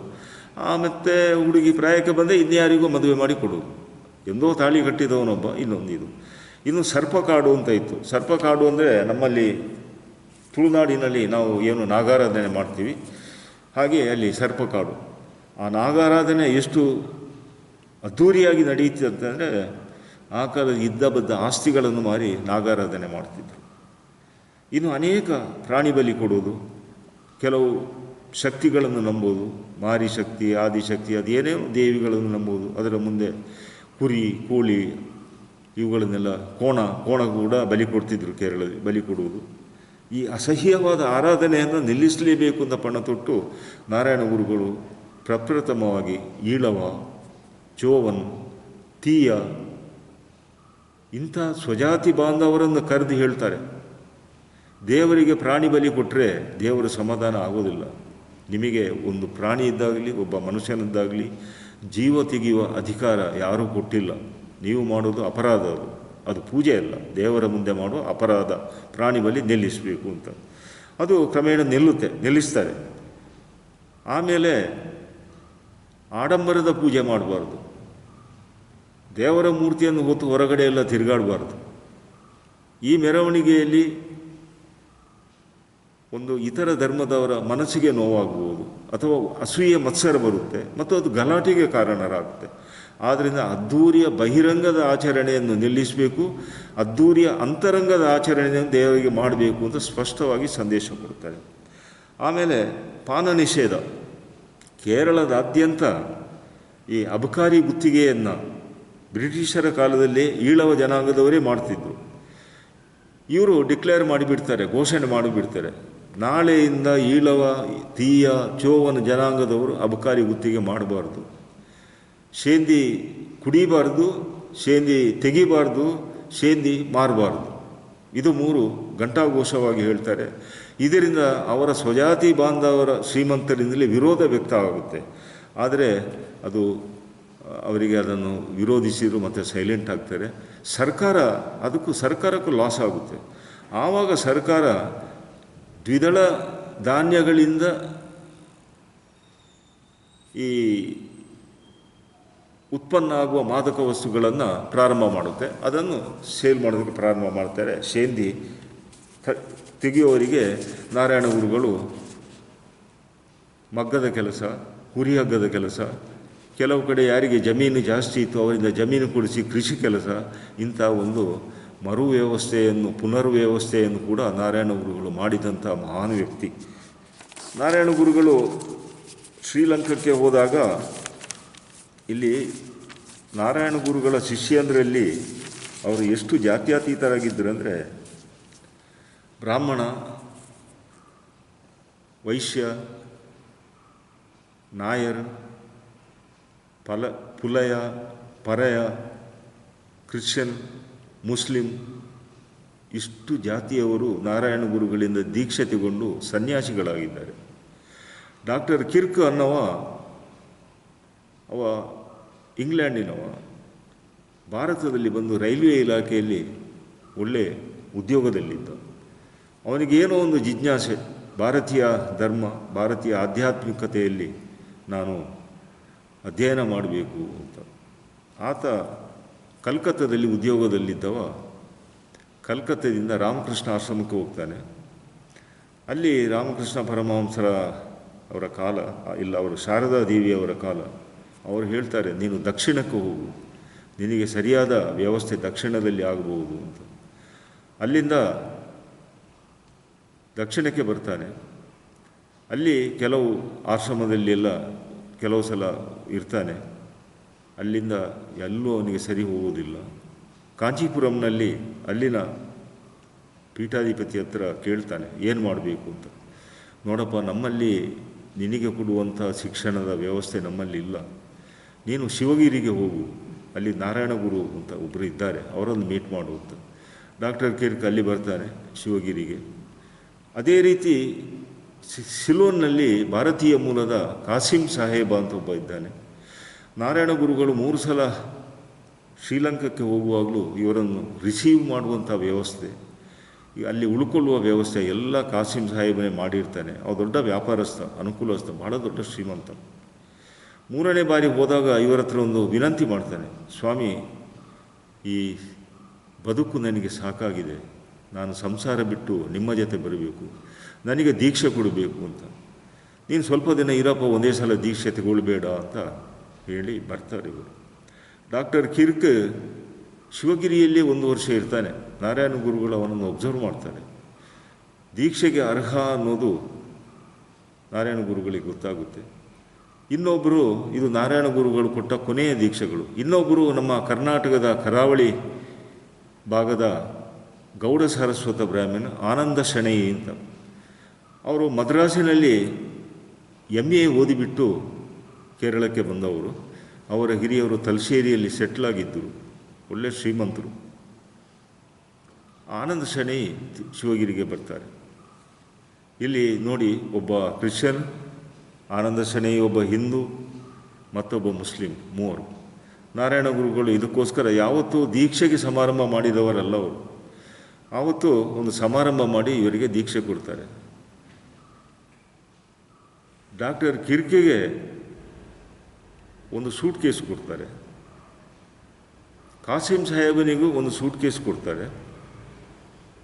ಆಮೇಲೆ ಆನಂದ ಶೆಣೈಗೆ ಕಾವಿ ವಸ್ತ್ರ ಕೊಡ್ತಾರೆ. ಆವಾಗ ಡಾಕ್ಟರ್ ಕಿರ್ಕಿ ಹೇಳ್ತಾನೆ, ಸ್ವಾಮಿ, ನನಗೆ ಇಲ್ಲಿ ಫುಲ್ ಸೂಟ್ ಮತ್ತು ಹ್ಯಾಟ್ ಮತ್ತೊಂದು ಕೋಲ್ ಇಟ್ಟಿದ್ದೀರಾ ಅಂತ. ಹೌದಪ್ಪ, ನೀನು ಹುಟ್ಟಿದಾಗ ಜನ್ಮತಾ ಬಂದ ನಿನ್ನ ಸಂಸ್ಕೃತಿ, ನಿನ್ನ ಉಡುಪು ತೊಡುಪುಗಳನ್ನು ಬದಲಿಸಲು ನನಗೆ ಅಧಿಕಾರ ಇಲ್ಲ. ನೀನು ಯಾವ ಸಂಸ್ಕೃತಿಯಲ್ಲಿ ಹುಟ್ಟಿ ಬಂದಿದ್ದೀಯೋ ಅದೇ ಸಂಸ್ಕೃತಿಯಲ್ಲಿ ಇದ್ದು ಅದರ ಜೊತೆಗೆ ನಾರಾಯಣ ತತ್ವವನ್ನು ಪ್ರಚಾರ ಮಾಡಬೇಕು ಅಂತ ಅಷ್ಟೇ ನನ್ನ ಉದ್ದೇಶ ಹೊರತು ನಿನ್ನ ಹೆಸರನ್ನು ಬದಲಿಸೋದಿಲ್ಲ. ನಾನು ನಿನ್ನ ಉಡುಗೆ ತೊಡುಗೆಯನ್ನು ಬದಲಿಸಿ ನಾನು ಸಾಧಿಸುವುದು ಏನೂ ಇಲ್ಲ ಅಂತ. ಆಯ್ತು, ಅವ ಒಪ್ಕೊಳ್ತಾನೆ, ದೀಕ್ಷೆ ತಗೊಳ್ತಾನೆ. ಆಮೇಲೆ ಕಾಸಿಂ ಸಾಹೇಬು ಅವ ಬರ್ತಾನೆ. ಗುರುಗಳಿಂದ ದೀಕ್ಷೆ ತಗೊಳ್ಳೋ ಮೊದಲೇ ಆತ ಒಂದು ಹೆಸರು ನನಗೆ ಇಂಥದ್ದೇ ಗುರುಗಳು ಕೊಡ್ತಾರೆ ಅಂತ ನಿರ್ಧಾರ ಮಾಡಿದ್ದ. ಸ್ವಾಮಿ, ನನ್ನನ್ನು ಕಂದ ಸ್ವಾಮಿ ಅಂತಲೇ ಕರೀಬೇಕು ಅಂತ.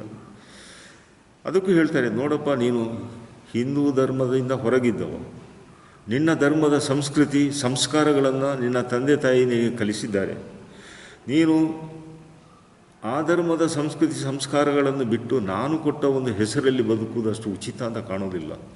ನಾನು ದೀಕ್ಷೆ ಕೊಟ್ಟಿದ್ದು ನಾರಾಯಣ ದೀಕ್ಷೆ ಕೇವಲ ನನ್ನ ತತ್ವ ಸಂದೇಶಗಳನ್ನು ಪ್ರಚಾರ ಮಾಡುವುದು ಮತ್ತು ಅನುಷ್ಠಾನಗೊಳಿಸುವುದು. ಕೇವಲ ಪ್ರಚಾರ ಮಾಡಿದರೆ ಸಾಲದು ಅಂತ ಕಡೆಗೆ ಅವನ ಒತ್ತಾಯಕ್ಕೆ, ಆಯ್ತಪ್ಪ, ನೀನು ಕಾಸಿಂ ಕಂದ ಸಾಹೇಬ್ ಅಂತ ಕರೀಲಿ ಅಂತ. ಸೊ ಡಾಕ್ಟರ್ ಕಿರ್ಕ್ ಕಾಸಿಂ ಕಂದ ಸಾಹೇಬ್, ನಾರಾಯಣ ಶೆಣೈಗೆ ಆನಂದ ತೀರ್ಥ ಅಂತ ಹೆಸರಿಡ್ತಾರೆ. ನಾರಾಯಣ ಶನೈ ಆನಂದ ಶನೈ ಆನಂದ ತೀರ್ಥರಾಗಿ ಆವತ್ತು ಇದ್ದ ಸನ್ಯಾಸಿಗಳಲ್ಲಿ ಉನ್ನತ ಶಿಕ್ಷಣವನ್ನು ಪಡೆದವರು ಅವರೊಬ್ಬರೇ ಆಗಿರ್ತಾರೆ. ಗುರುಗಳ ನಿಧನದ ನಂತರ ಆನಂದ ತೀರ್ಥ ಪೀಠಾಧಿಪತಿಯಾಗ್ತಾರೆ. ಆಮೇಲೆ ಮಧ್ಯದಲ್ಲಿ ಪೀಠ ತೊರೆದು ಕೆಲವು ಕಾರಣಗಳಿಂದ ಸ್ವಾತಂತ್ರ್ಯದ ಹೋರಾಟದಲ್ಲಿ ಸೇರಿಕೊಂಡು ನಮ್ಮ ಪಕ್ಕದ ಕಾಸರಗೋಡಲ್ಲಿ ಬಂದು ಸೆಟ್ಲ್ ಆಗ್ತಾರೆ. ಹೀಗೆ ನಾರಾಯಣ ಗುರುಗಳು ಬೇರೆ ಬೇರೆ ಜಾತಿಯ ಜನಾಂಗದ ಜನರಿಗೆ ದೀಕ್ಷೆ ಕೊಟ್ಟಿದ್ದಾರೆ. ಇಂಥ ಶಿಷ್ಯರನ್ನು ಕೂಡ ಅವರು ಪಡೆದಿದ್ದಾರೆ. ನಾರಾಯಣ ಗುರುಗಳು 1928 ಸೆಪ್ಟೆಂಬರ್ 20ರಂದು ದೇಹತ್ಯಾಗ ಮಾಡ್ತಾರೆ.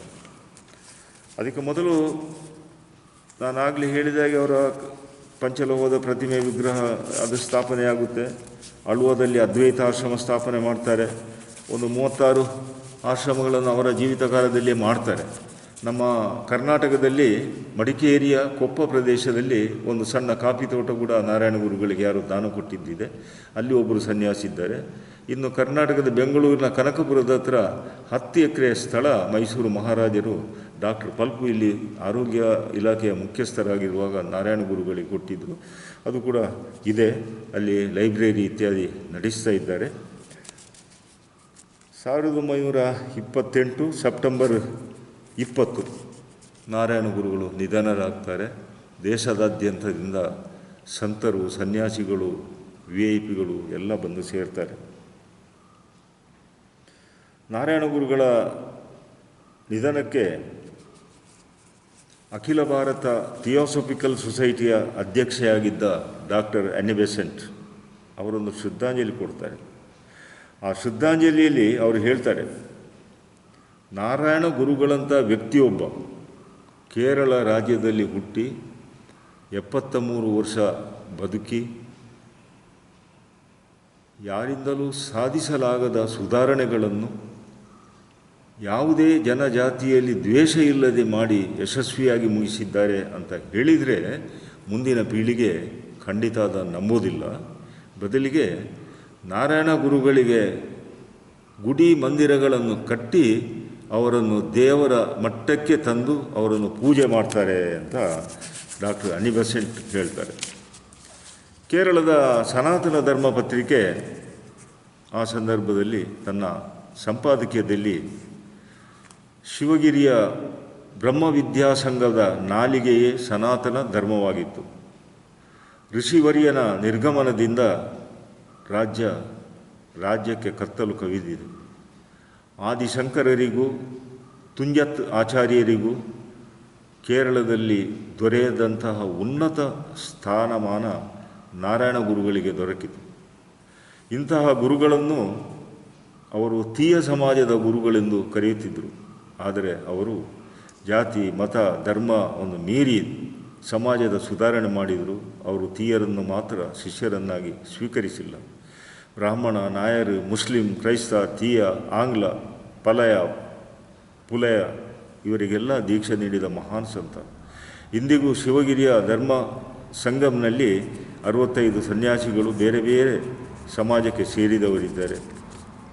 ಆದ್ದರಿಂದ ನಾರಾಯಣ ಗುರುಗಳು ಜಾತ್ಯತೀತವಾಗಿ ಬದುಕಿದರು. ಜಾತ್ಯತೀತವಾಗಿ ಅವರ ಸಂದೇಶಗಳನ್ನು ಅನುಷ್ಠಾನಗೊಳಿಸಿದರು.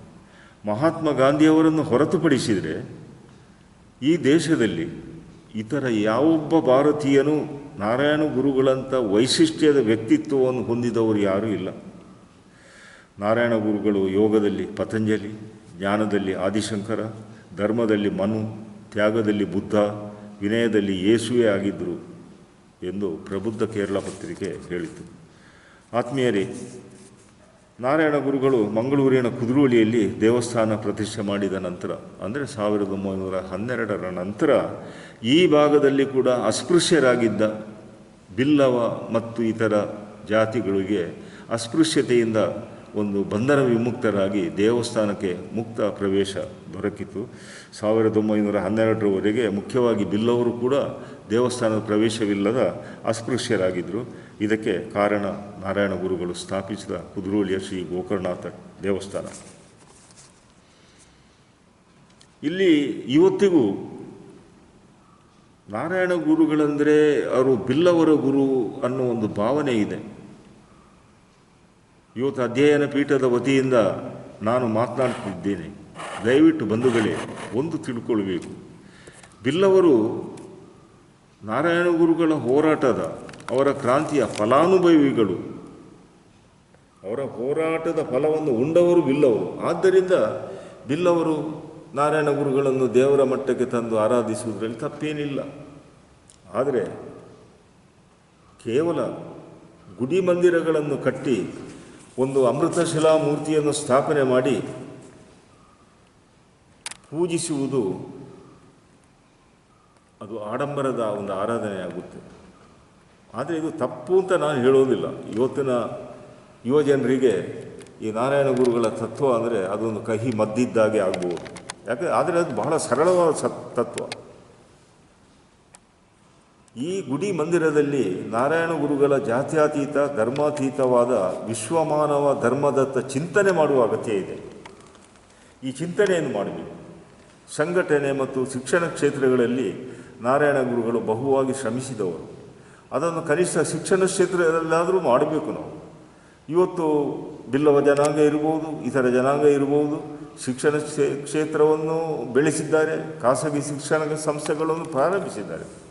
ಆದರೆ ಯಾವತ್ತೂ ನಾರಾಯಣ ಗುರುಗಳ ಶಿಕ್ಷಣ ಸಂಸ್ಥೆ ಹೇಗಿತ್ತಂದರೆ ಇವತ್ತಿಗೂ ಅದು ಅಲ್ಲಿ ಓದುವ ವಿದ್ಯಾರ್ಥಿಗಳಿಗೆ ಧರ್ಮಾರ್ಥವಾದ ಶಿಕ್ಷಣ ಇದೆ, ಧರ್ಮಾರ್ಥವಾದ ಹಾಸ್ಟೆಲ್ ಇದೆ. ನಾರಾಯಣ ಗುರುಗಳು ಪ್ರಪ್ರಥಮವಾಗಿ ತಿರುವನಂತಪುರ ಮತ್ತು ಕನ್ಯಾಕುಮಾರಿಯಲ್ಲಿ ಮಹಿಳೆಯರಿಗೋಸ್ಕರ ವಿದ್ಯಾರ್ಥಿ ನಿಲಯವನ್ನು ಪ್ರಾರಂಭ ಮಾಡಿದರು, ಹಾಸ್ಟೆಲ್ ಪ್ರಾರಂಭ ಮಾಡಿದರು.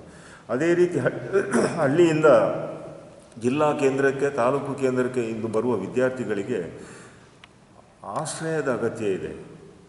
ಅದನ್ನು ಕೂಡ ಈ ಜನಾಂಗದವರು ನಾರಾಯಣ ಗುರುಗಳ ಹೆಸರಲ್ಲಿ ಮಾಡಬೇಕು. ಇವತ್ತು ಏನಾಗಿದೆ, ನಾರಾಯಣ ಗುರುಗಳ ಹೆಸರಲ್ಲಿ ಕೇವಲ ಸಭಾಂಗಣಗಳನ್ನು ನಿರ್ಮಾಣ ಮಾಡಿ ಸಭೆ ಸಮಾರಂಭಗಳನ್ನು ಮಾಡುವ ಒಂದು ಕಮರ್ಷಿಯಲ್ ರೀತಿಯ ಕೆಲಸ ನಡೆಯುತ್ತಿದೆ ಹೊರತು ಅದೊಂದು ಚಾರಿಟಿ ಆಗಬೇಕು. ಆ ರೀತಿ ನಾವು ಮುಂದುವರಿಯ ಅಗತ್ಯ ಇದೆ. ಸಂಘಟನೆ ಅಗತ್ಯ ಬಿದ್ದಾಗ ಮಾತ್ರ ಸಂಘಟನೆ ಅಲ್ಲ. ಮಾನವ ಸಂಘಟನೆ ಅಂದರೆ ಮಾನವ ಸಂಪರ್ಕ ಇರಬೇಕು, ಪರಸ್ಪರ ಅನ್ಯೋನ್ಯತೆ ಇದ್ದು ಶಾಶ್ವತವಾದ ಒಂದು ಸಂಘಟನೆಯನ್ನು ಮಾಡಬೇಕು. ಆ ಸಂಘಟನೆಯ ಮೂಲಕ ಸಾಮಾಜಿಕ ಕೆಲಸಗಳನ್ನು ಮಾಡಬೇಕು. ಇದಕ್ಕೆ ಕೇರಳದ ಇಂದಿನ ರಾಜಕೀಯ, ಧಾರ್ಮಿಕ, ಸಾಮಾಜಿಕ ಸಂಘಟನೆಗಳು ಜೀವಂತ ಸಾಕ್ಷಿ. ದೇಶದ ಮೊದಲು ಸಂಘಟನೆಯಲ್ಲಿ ಸಾಧನೆ ಮಾಡಿದವರೆಂದರೆ ಕೇರಳದ ನಮ್ಮ ನಾಯಕರು. ಈ ಸಿ.ವಿ. ಕುಂಜಿರಾಮನ್ ಒಂದು ಸಣ್ಣ ಪತ್ರಿಕೆ ಪ್ರಾರಂಭ ಮಾಡ್ತಾರೆ. ಅದು ನಾರಾಯಣ ಗುರುಗಳ ಕಾರ್ಯಕ್ರಮಕ್ಕೆ ಮಾತ್ರ ಸೀಮಿತವಾಗಿತ್ತು. ಅವರು ಬಹಳ ನಿಷ್ಠುರವಾದಿ ಸಿ.ವಿ. ಕುಂಜಿರಾಮನ್ ಅನ್ನೋರು, ನಾರಾಯಣ ಗುರುಗಳ ಆದ್ಯ ಶಿಷ್ಯ. ಮುಂದೆ ಇವತ್ತು ಗೊತ್ತಿರ್ಬೋದು, ಇವತ್ತು ಆ ಪತ್ರಿಕೆ ಕೇರಳದಲ್ಲಿ ಮಾತೃಭೂಮಿ, ಮನೋರಮ ಪತ್ರಿಕೆ ಆದಮೇಲೆ 3ನೇ ಸ್ಥಾನ ಕೇರಳ ಕೌಮುದಿ. ಈ ಕೇರಳ ಕೌಮುದಿ ಪತ್ರಿಕೆಯ ಸ್ಥಾಪನೆ ಮೂಲ ಕಾರಣ ನಾರಾಯಣ ಗುರುಗಳು ಅವರ ಶಿಷ್ಯನ ಮೂಲಕ ಸ್ಥಾಪಿಸಿದ ಪತ್ರಿಕೆ ಇದು. ಇವತ್ತು ದೇಶದಾದ್ಯಂತ ಅದು ಹೆಸರು ಮಾಡಿದೆ. ಅಷ್ಟೇ ಅಲ್ಲ, ನಾರಾಯಣ ಗುರುಗಳ ಬಹಳ ಶಿಷ್ಯರು ಸಣ್ಣ ಪುಟ್ಟ ಪತ್ರಿಕೆಗಳನ್ನು ಆ ಕಾಲದಲ್ಲಿ ನಡೆಸ್ತಿದ್ರು. ಈ ಕಮ್ಯುನಿಕೇಷನ್, ಸಂಪರ್ಕ ಕೇರಳದಲ್ಲಿ ಶತಮಾನದ ಹಿಂದೆಯೇ ಬಹಳ ಚೆನ್ನಾಗಿ ಹಳ್ಳಿಗಳಲ್ಲಿ ಕೂಡ, ದೇವಸ್ಥಾನಗಳಲ್ಲಿ ಕೂಡ ಈ ನಾರಾಯಣ ಗುರುಗಳ ಕಾರಣದಿಂದ ಪತ್ರಿಕೆಗಳು ಓಡಾಡ್ತಿತ್ತು, ಜನ ಓದ್ತಾ ಇದ್ದರು. ಇವತ್ತು ನಾವು ನೋಡ್ಬೋದು, ಕೇರಳದ ಮಲಯಾಳಿಗಳು ಬೆಳಿಗ್ಗೆ ಎದ್ದು ನಾವು ಏನು ಬೆಟ್ಟಿ ಅಂತ ಕುಡಿತೀವೋ ಅವರು ಪೇಪರ್ ಇದ್ದು ಓದ್ತಾ ಇರ್ತಾರೆ. ಇದು ಮುಖ್ಯ. ನಾರಾಯಣ ಗುರುಗಳು ಇವತ್ತು ವೇದಿಕೆಯಲ್ಲಿ ಭಾಷಣ, ಮಂದಿರದಲ್ಲಿ ಪೂಜೆ ಮತ್ತು ಚರ್ಚೆಗೆ ಮಾತ್ರ ಒಂದು ವಸ್ತುವಾಗಿ ನಾವು ಇಟ್ಕೊಂಡಿದ್ದೀವಿ. ನಾವು ನಾರಾಯಣ ಗುರುಗಳ ಬಗ್ಗೆ ಅಧ್ಯಯನ ಮಾಡಬೇಕು, ಅವರ ವಿಚಾರಗಳನ್ನು ಜನತೆಗೆ ತಿಳಿಸಬೇಕು ಮತ್ತು ಅದನ್ನು ಸಾಧ್ಯವಾದಷ್ಟು ಅನುಷ್ಠಾನಗೊಳಿಸಬೇಕು. ನಾನು ಕರಾವಳಿ ಭಾಗದ ನನ್ನ ಬಂಧುಗಳಿಗೆ ಒಂದೇ ವಿನಂತಿ, ನಾರಾಯಣ ಗುರುಗಳ ತತ್ವ ಸಂದೇಶಗಳಲ್ಲಿ ಕೇವಲ ಒಂದನ್ನು ಅನುಷ್ಠಾನ ಮಾಡೋಣ. ಎಲ್ಲ ಜನಾಂಗದವರು ಮದುವೆಯಲ್ಲಿ ಸರಳತೆಯನ್ನು ಪಾಲಿಸುವುದು. ನಾರಾಯಣ ಗುರುಗಳ ಒಂದು ಸಂದೇಶದ ಪ್ರಕಾರ ಮಾಡೋದಕ್ಕೆ ಸಾಧ್ಯ ಇಲ್ಲ, ಆದರೂ ಅದ್ಧೂರಿಯನ್ನು ಕಡಿಮೆ ಮಾಡ್ಬೋದು. ನಾರಾಯಣ ಗುರುಗಳ ಕಾಲದಲ್ಲಿ ಅವರ ಮದುವೆ ಇವತ್ತು ಶಿವಗಿರಿಯಲ್ಲಿ ಅದೇ ಥರ ನಡೀತಾ ಇದೆ. ಆ ಮದುವೆಗೆ ಹೆಣ್ಣಿನ ಕಡೆಯಿಂದ 5 ಜನ, ಗಂಡಿನ ಕಡೆಯಿಂದ 5 ಜನ. ಶ್ರೀಮಂತ ಉಡುಗೆ ಇಲ್ಲ, ಅವರ ನಿತ್ಯ ಉಡುವ ಸಾಂಪ್ರದಾಯಿಕ ಉಡುಗೆಯಲ್ಲೇ ಬರಬೇಕು. ಶಿವಗಿರಿಯಲ್ಲಿ ಅವರಿಗೆ ಮದುವೆ ಮಾಡಿ 5-10 ಜನಕ್ಕೆ ಅವರು ಊಟ ಹಾಕ್ತಾರೆ. ಮತ್ತು ಅವರ ಊರಿಗೆ ಹೋಗಿ ಏನಾದರೂ ಸರಳವಾಗಿ ಮಾಡಿಕೊಳ್ಬೋದು. ಈ ರೀತಿ ಆಗಬೇಕು. ಇವತ್ತು ಏನಾಗಿದೆ, ನಮ್ಮಲ್ಲಿ ಅನುಕರಣೀಯವಾಗಿ ದುಂದುವೆಚ್ಚ ನಡೀತಾ ಇದೆ. ಒಬ್ಬ 10 ಲಕ್ಷ ಖರ್ಚು ಮಾಡಿದರೆ ಇನ್ನೊಬ್ಬ 15 ಲಕ್ಷ ಖರ್ಚು ಮಾಡ್ತಾನೆ. ಮದುವೆ ಮುಗಿದ ಮೇಲೆ ಸಾಲಗಾರರು ಬಂದು ಇವನನ್ನು ಎಳೀತಾ ಇರ್ತಾರೆ.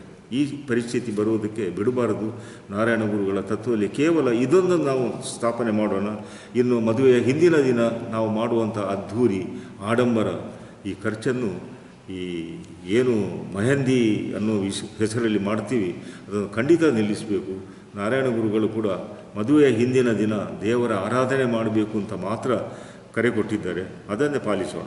ನಾರಾಯಣ ಗುರುಗಳು 73 ಕೃತಿಗಳನ್ನು ರಚಿಸಿದ್ದಾರೆ. ಸಂಸ್ಕೃತ, ಮಲಯಾಳಂ ಮತ್ತು ತಮಿಳು ಭಾಷೆಯಲ್ಲಿ. ಅವರ ಕೈಬರಹದ ಕೃತಿ ಇತ್ತೀಚೆಗೆ 7-8 ವರ್ಷದ ಹಿಂದೆ ಮಹಾತ್ಮ ಗಾಂಧಿ ಯೂನಿವರ್ಸಿಟಿ ಕೇರಳ ಇವರು ಅದನ್ನು ಹುಡುಕಿ ತೆಗೆದು ತೇವರಂ ಅನ್ನುವ ಹೆಸರಲ್ಲಿ ಪಬ್ಲಿಷ್ ಮಾಡಿದ್ದಾರೆ.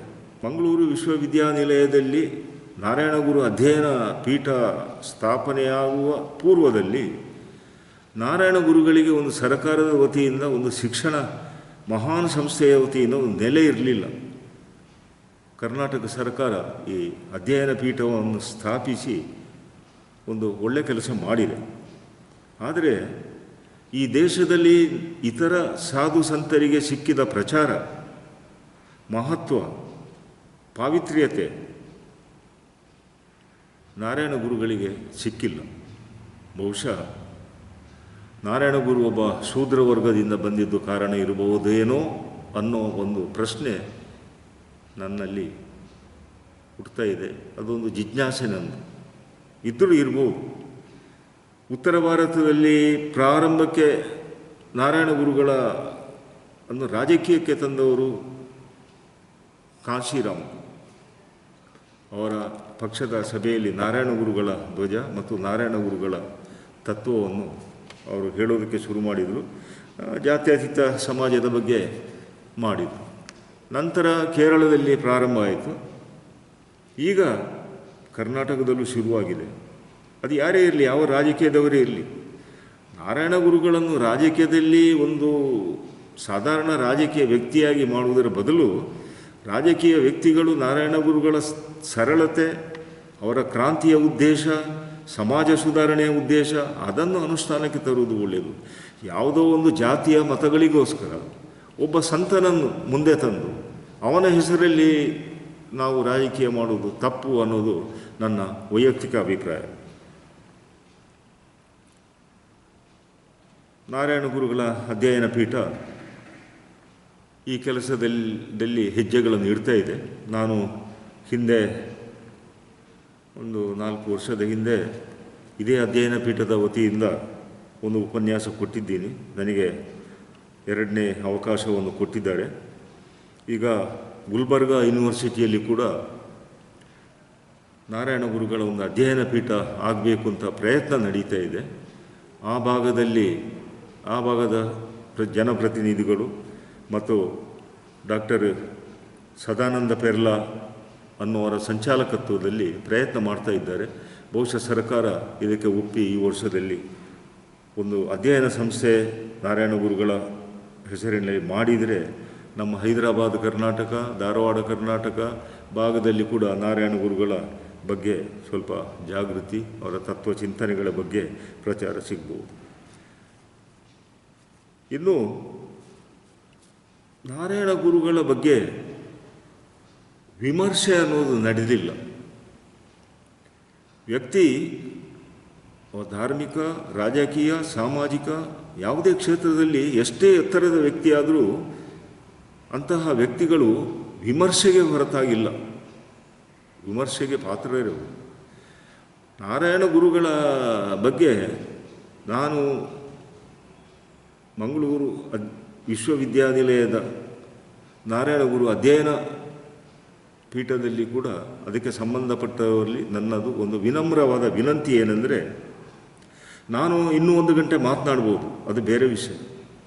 ಪರಸ್ಪರ ಮುಖಾಮುಖ ಎದುರು ಕುಳಿತು ಗುರುಗಳ ತತ್ವಗಳ ಬಗ್ಗೆ, ಅವರ ಅದ್ವೈತ ಸಿದ್ಧಾಂತಗಳ ಬಗ್ಗೆ, ಅವರ ಆತ್ಮೋಪದೇಶ ಶತಕಂ ಅನ್ನುವ ಗ್ರಂಥದ ಬಗ್ಗೆ, ಅವರ ದೈವ ದರ್ಶನಂ ಅನ್ನುವ ಕೃತಿಯ ಬಗ್ಗೆ ವಿಮರ್ಶೆ ಮಾಡಬೇಕು. ಏನು ಹೇಳಿದ್ದಾರೆ, ತಪ್ಪು ಸರಿ ಅಂದರೆ ಎಲ್ಲಿದೆ ಅದು ಹುಡುಕಬೇಕು. ಅವರು ಹೇಳಿದ ಕಾಲದ್ದು ಆ ಸಂದೇಶಗಳು ಈ ಕಾಲಕ್ಕೆ ಎಷ್ಟು ಪ್ರಸ್ತುತ ಅದನ್ನು ನಾವು ನೋಡಬೇಕು, ವಿಮರ್ಶೆ ಮಾಡಬೇಕು. ಯಾಕೆಂದರೆ ನಾರಾಯಣ ಗುರುಗಳು ಅವರು ಸನ್ಯಾಸಿ ಅಲ್ಲ, ನಾರಾಯಣ ಗುರುಗಳು ಅವರೊಂದು ಮಠದ ಸ್ವಾಮಿ ಅಲ್ಲ, ನಾರಾಯಣ ಗುರುಗಳು ಒಬ್ಬ ರಾಜಕೀಯ ಮುಖಂಡ ಅಲ್ಲ. ಒಬ್ಬ ಮನುಷ್ಯನಿಗೆ ಮಾನವನಾಗಿ ಬದುಕಲು ಯಾವುದೆಲ್ಲ ಅಗತ್ಯ ಇದೆ, ಅವನ ಬೇಸಿಕ್ ನೀಡ್ಸ್ ಏನೇನಿದೆ ಅದಕ್ಕೆಲ್ಲ ಹೋರಾಟ ಮಾಡಿ ಅನಾಗರಿಕನಿಗೆ ನಾಗರಿಕ ರೂಪ ಕೊಟ್ಟಂತಹ ಮಹಾನ್ ಶಿಲ್ಪಿಯವರು. ಇಂಥ ಒಬ್ಬ ಸಂತ, ಇಂತಹ ಒಬ್ಬ ವ್ಯಕ್ತಿ, ಇಂತಹ ಒಬ್ಬ ಮಹಾತ್ಮ ಈ ದೇಶದಲ್ಲಿ ಹಿಂದೆ ಯಾರೂ ಹುಟ್ಟಿರಲಿಲ್ಲ. ಬಹುಶಃ ಕೆಲವು ವಿಷಯದಲ್ಲಿ ಮಹಾತ್ಮ ಗಾಂಧಿ, ಡಾಕ್ಟರ್ ಅಂಬೇಡ್ಕರ್ ಇವರ ಜೊತೆ ಮಹಾತ್ಮ ನಾರಾಯಣ ಗುರುಗಳನ್ನು ಮಧ್ಯೆ ಕೂರಿಸಿ, ಜೊತೆಗೆ ಅಣ್ಣ ಬಸವಣ್ಣನನ್ನು ಸೇರಿಸಿ ಒಟ್ಟಾಗಿ ವಿಮರ್ಶೆ ಮಾಡಿದಾಗ ನಮ್ಮ ಜ್ಞಾನ ವೃದ್ಧಿಯಾಗುವುದರ ಜೊತೆಗೆ ಆ ವಿಮರ್ಶೆಯ ಫಲಿತಾಂಶ ಹೊರಗಿನ ಜನಗಳಿಗೆ ಅನುಕೂಲವಾಗಿರಬೇಕು. ಇದನ್ನು ಮಾಡಿದರೆ ಒಳ್ಳೆಯದು ಅನ್ನೋದು ನಂದು ಒಂದು ವಿನಮ್ರವಾದ ವಿನಂತಿ. ಕೊನೆಗೆ ನಾನು ಇಷ್ಟೇ ಹೇಳ ಬಯಸ್ತೀನಿ, ನಾರಾಯಣ ಗುರುಗಳು ಬಿಲ್ಲವರ ಗುರುಗಳು ಮಾತ್ರ ಅಲ್ಲ. ಅವರು ನೀಡಿದ ಸಂದೇಶ ಕೇವಲ ಬಿಲ್ಲವರಿಗಲ್ಲ, ಈ ವಿಶ್ವದ ಮಾನವರಿಗೆ ನೀಡಿದ ಸಂದೇಶ. ಆದ್ದರಿಂದ ಅವರು ವಿಶ್ವಮಾನವ, ಅವರು ನೀಡಿದ ಸಂದೇಶ ವಿಶ್ವಮಾನವ ತತ್ವ. ಅದು ಮನುಷ್ಯನನ್ನು ಮನುಷ್ಯನಾಗಿ ನೋಡಿದವರು ನಾರಾಯಣ ಗುರುಗಳು. ಅಂತಹ ನಾರಾಯಣ ಗುರುಗಳು ಯಾವತ್ತೂ ಅವೈದಿಕ ಆವರಣದಿಂದ ವೈದಿಕ ಆವರಣಕ್ಕೆ ಬರುತ್ತಾರೋ ಅಥವಾ ವೈದಿಕ ಆವರಣಕ್ಕೆ ನಾವು ತರುತ್ತೇವೆಯೋ ಆಗ ಮಾತ್ರ ನಾರಾಯಣ ಗುರುಗಳ ಸ್ಪಷ್ಟ ಚಿತ್ರ ಎಲ್ಲ ಜನಾಂಗದವರಿಗೂ, ಎಲ್ಲ ಜಾತಿಯವರಿಗೂ, ಎಲ್ಲ ಮತಗಳವರಿಗೂ ಸಿಗುತ್ತೆ ಹೊರತು ಅದಕ್ಕೆ ಮೊದಲು ನಾರಾಯಣ ಗುರುಗಳ ಸ್ಪಷ್ಟ ಚಿತ್ರವೂ ಸಿಗೋದಿಲ್ಲ, ಅವರ ಮೇಲೆ ಒಂದು ಅಪಾದನ ತಪ್ಪುವುದಿಲ್ಲ. ಇವರು ಬಿಲ್ಲವರ ಗುರು ಅಂತ. ಖಂಡಿತ ನಾನು ಮತ್ತೊಮ್ಮೆ ಹೇಳ್ತೇನೆ, ನಾರಾಯಣ ಗುರುಗಳನ್ನು ಬಲ್ಲವರು ಮಾತ್ರ ತಿಳಿದಿದ್ದಾರೆ, ಇವರು ಬಿಲ್ಲವರ ಗುರುಗಳಲ್ಲ. ಇವರು ಜಗತ್ತಿನ ಮಾನವ ಕೋಟಿಯ ಗುರುಗಳು, ಜಗದ್ಗುರುಗಳು. ಎಲ್ರಿಗೂ ನಮಸ್ಕಾರ.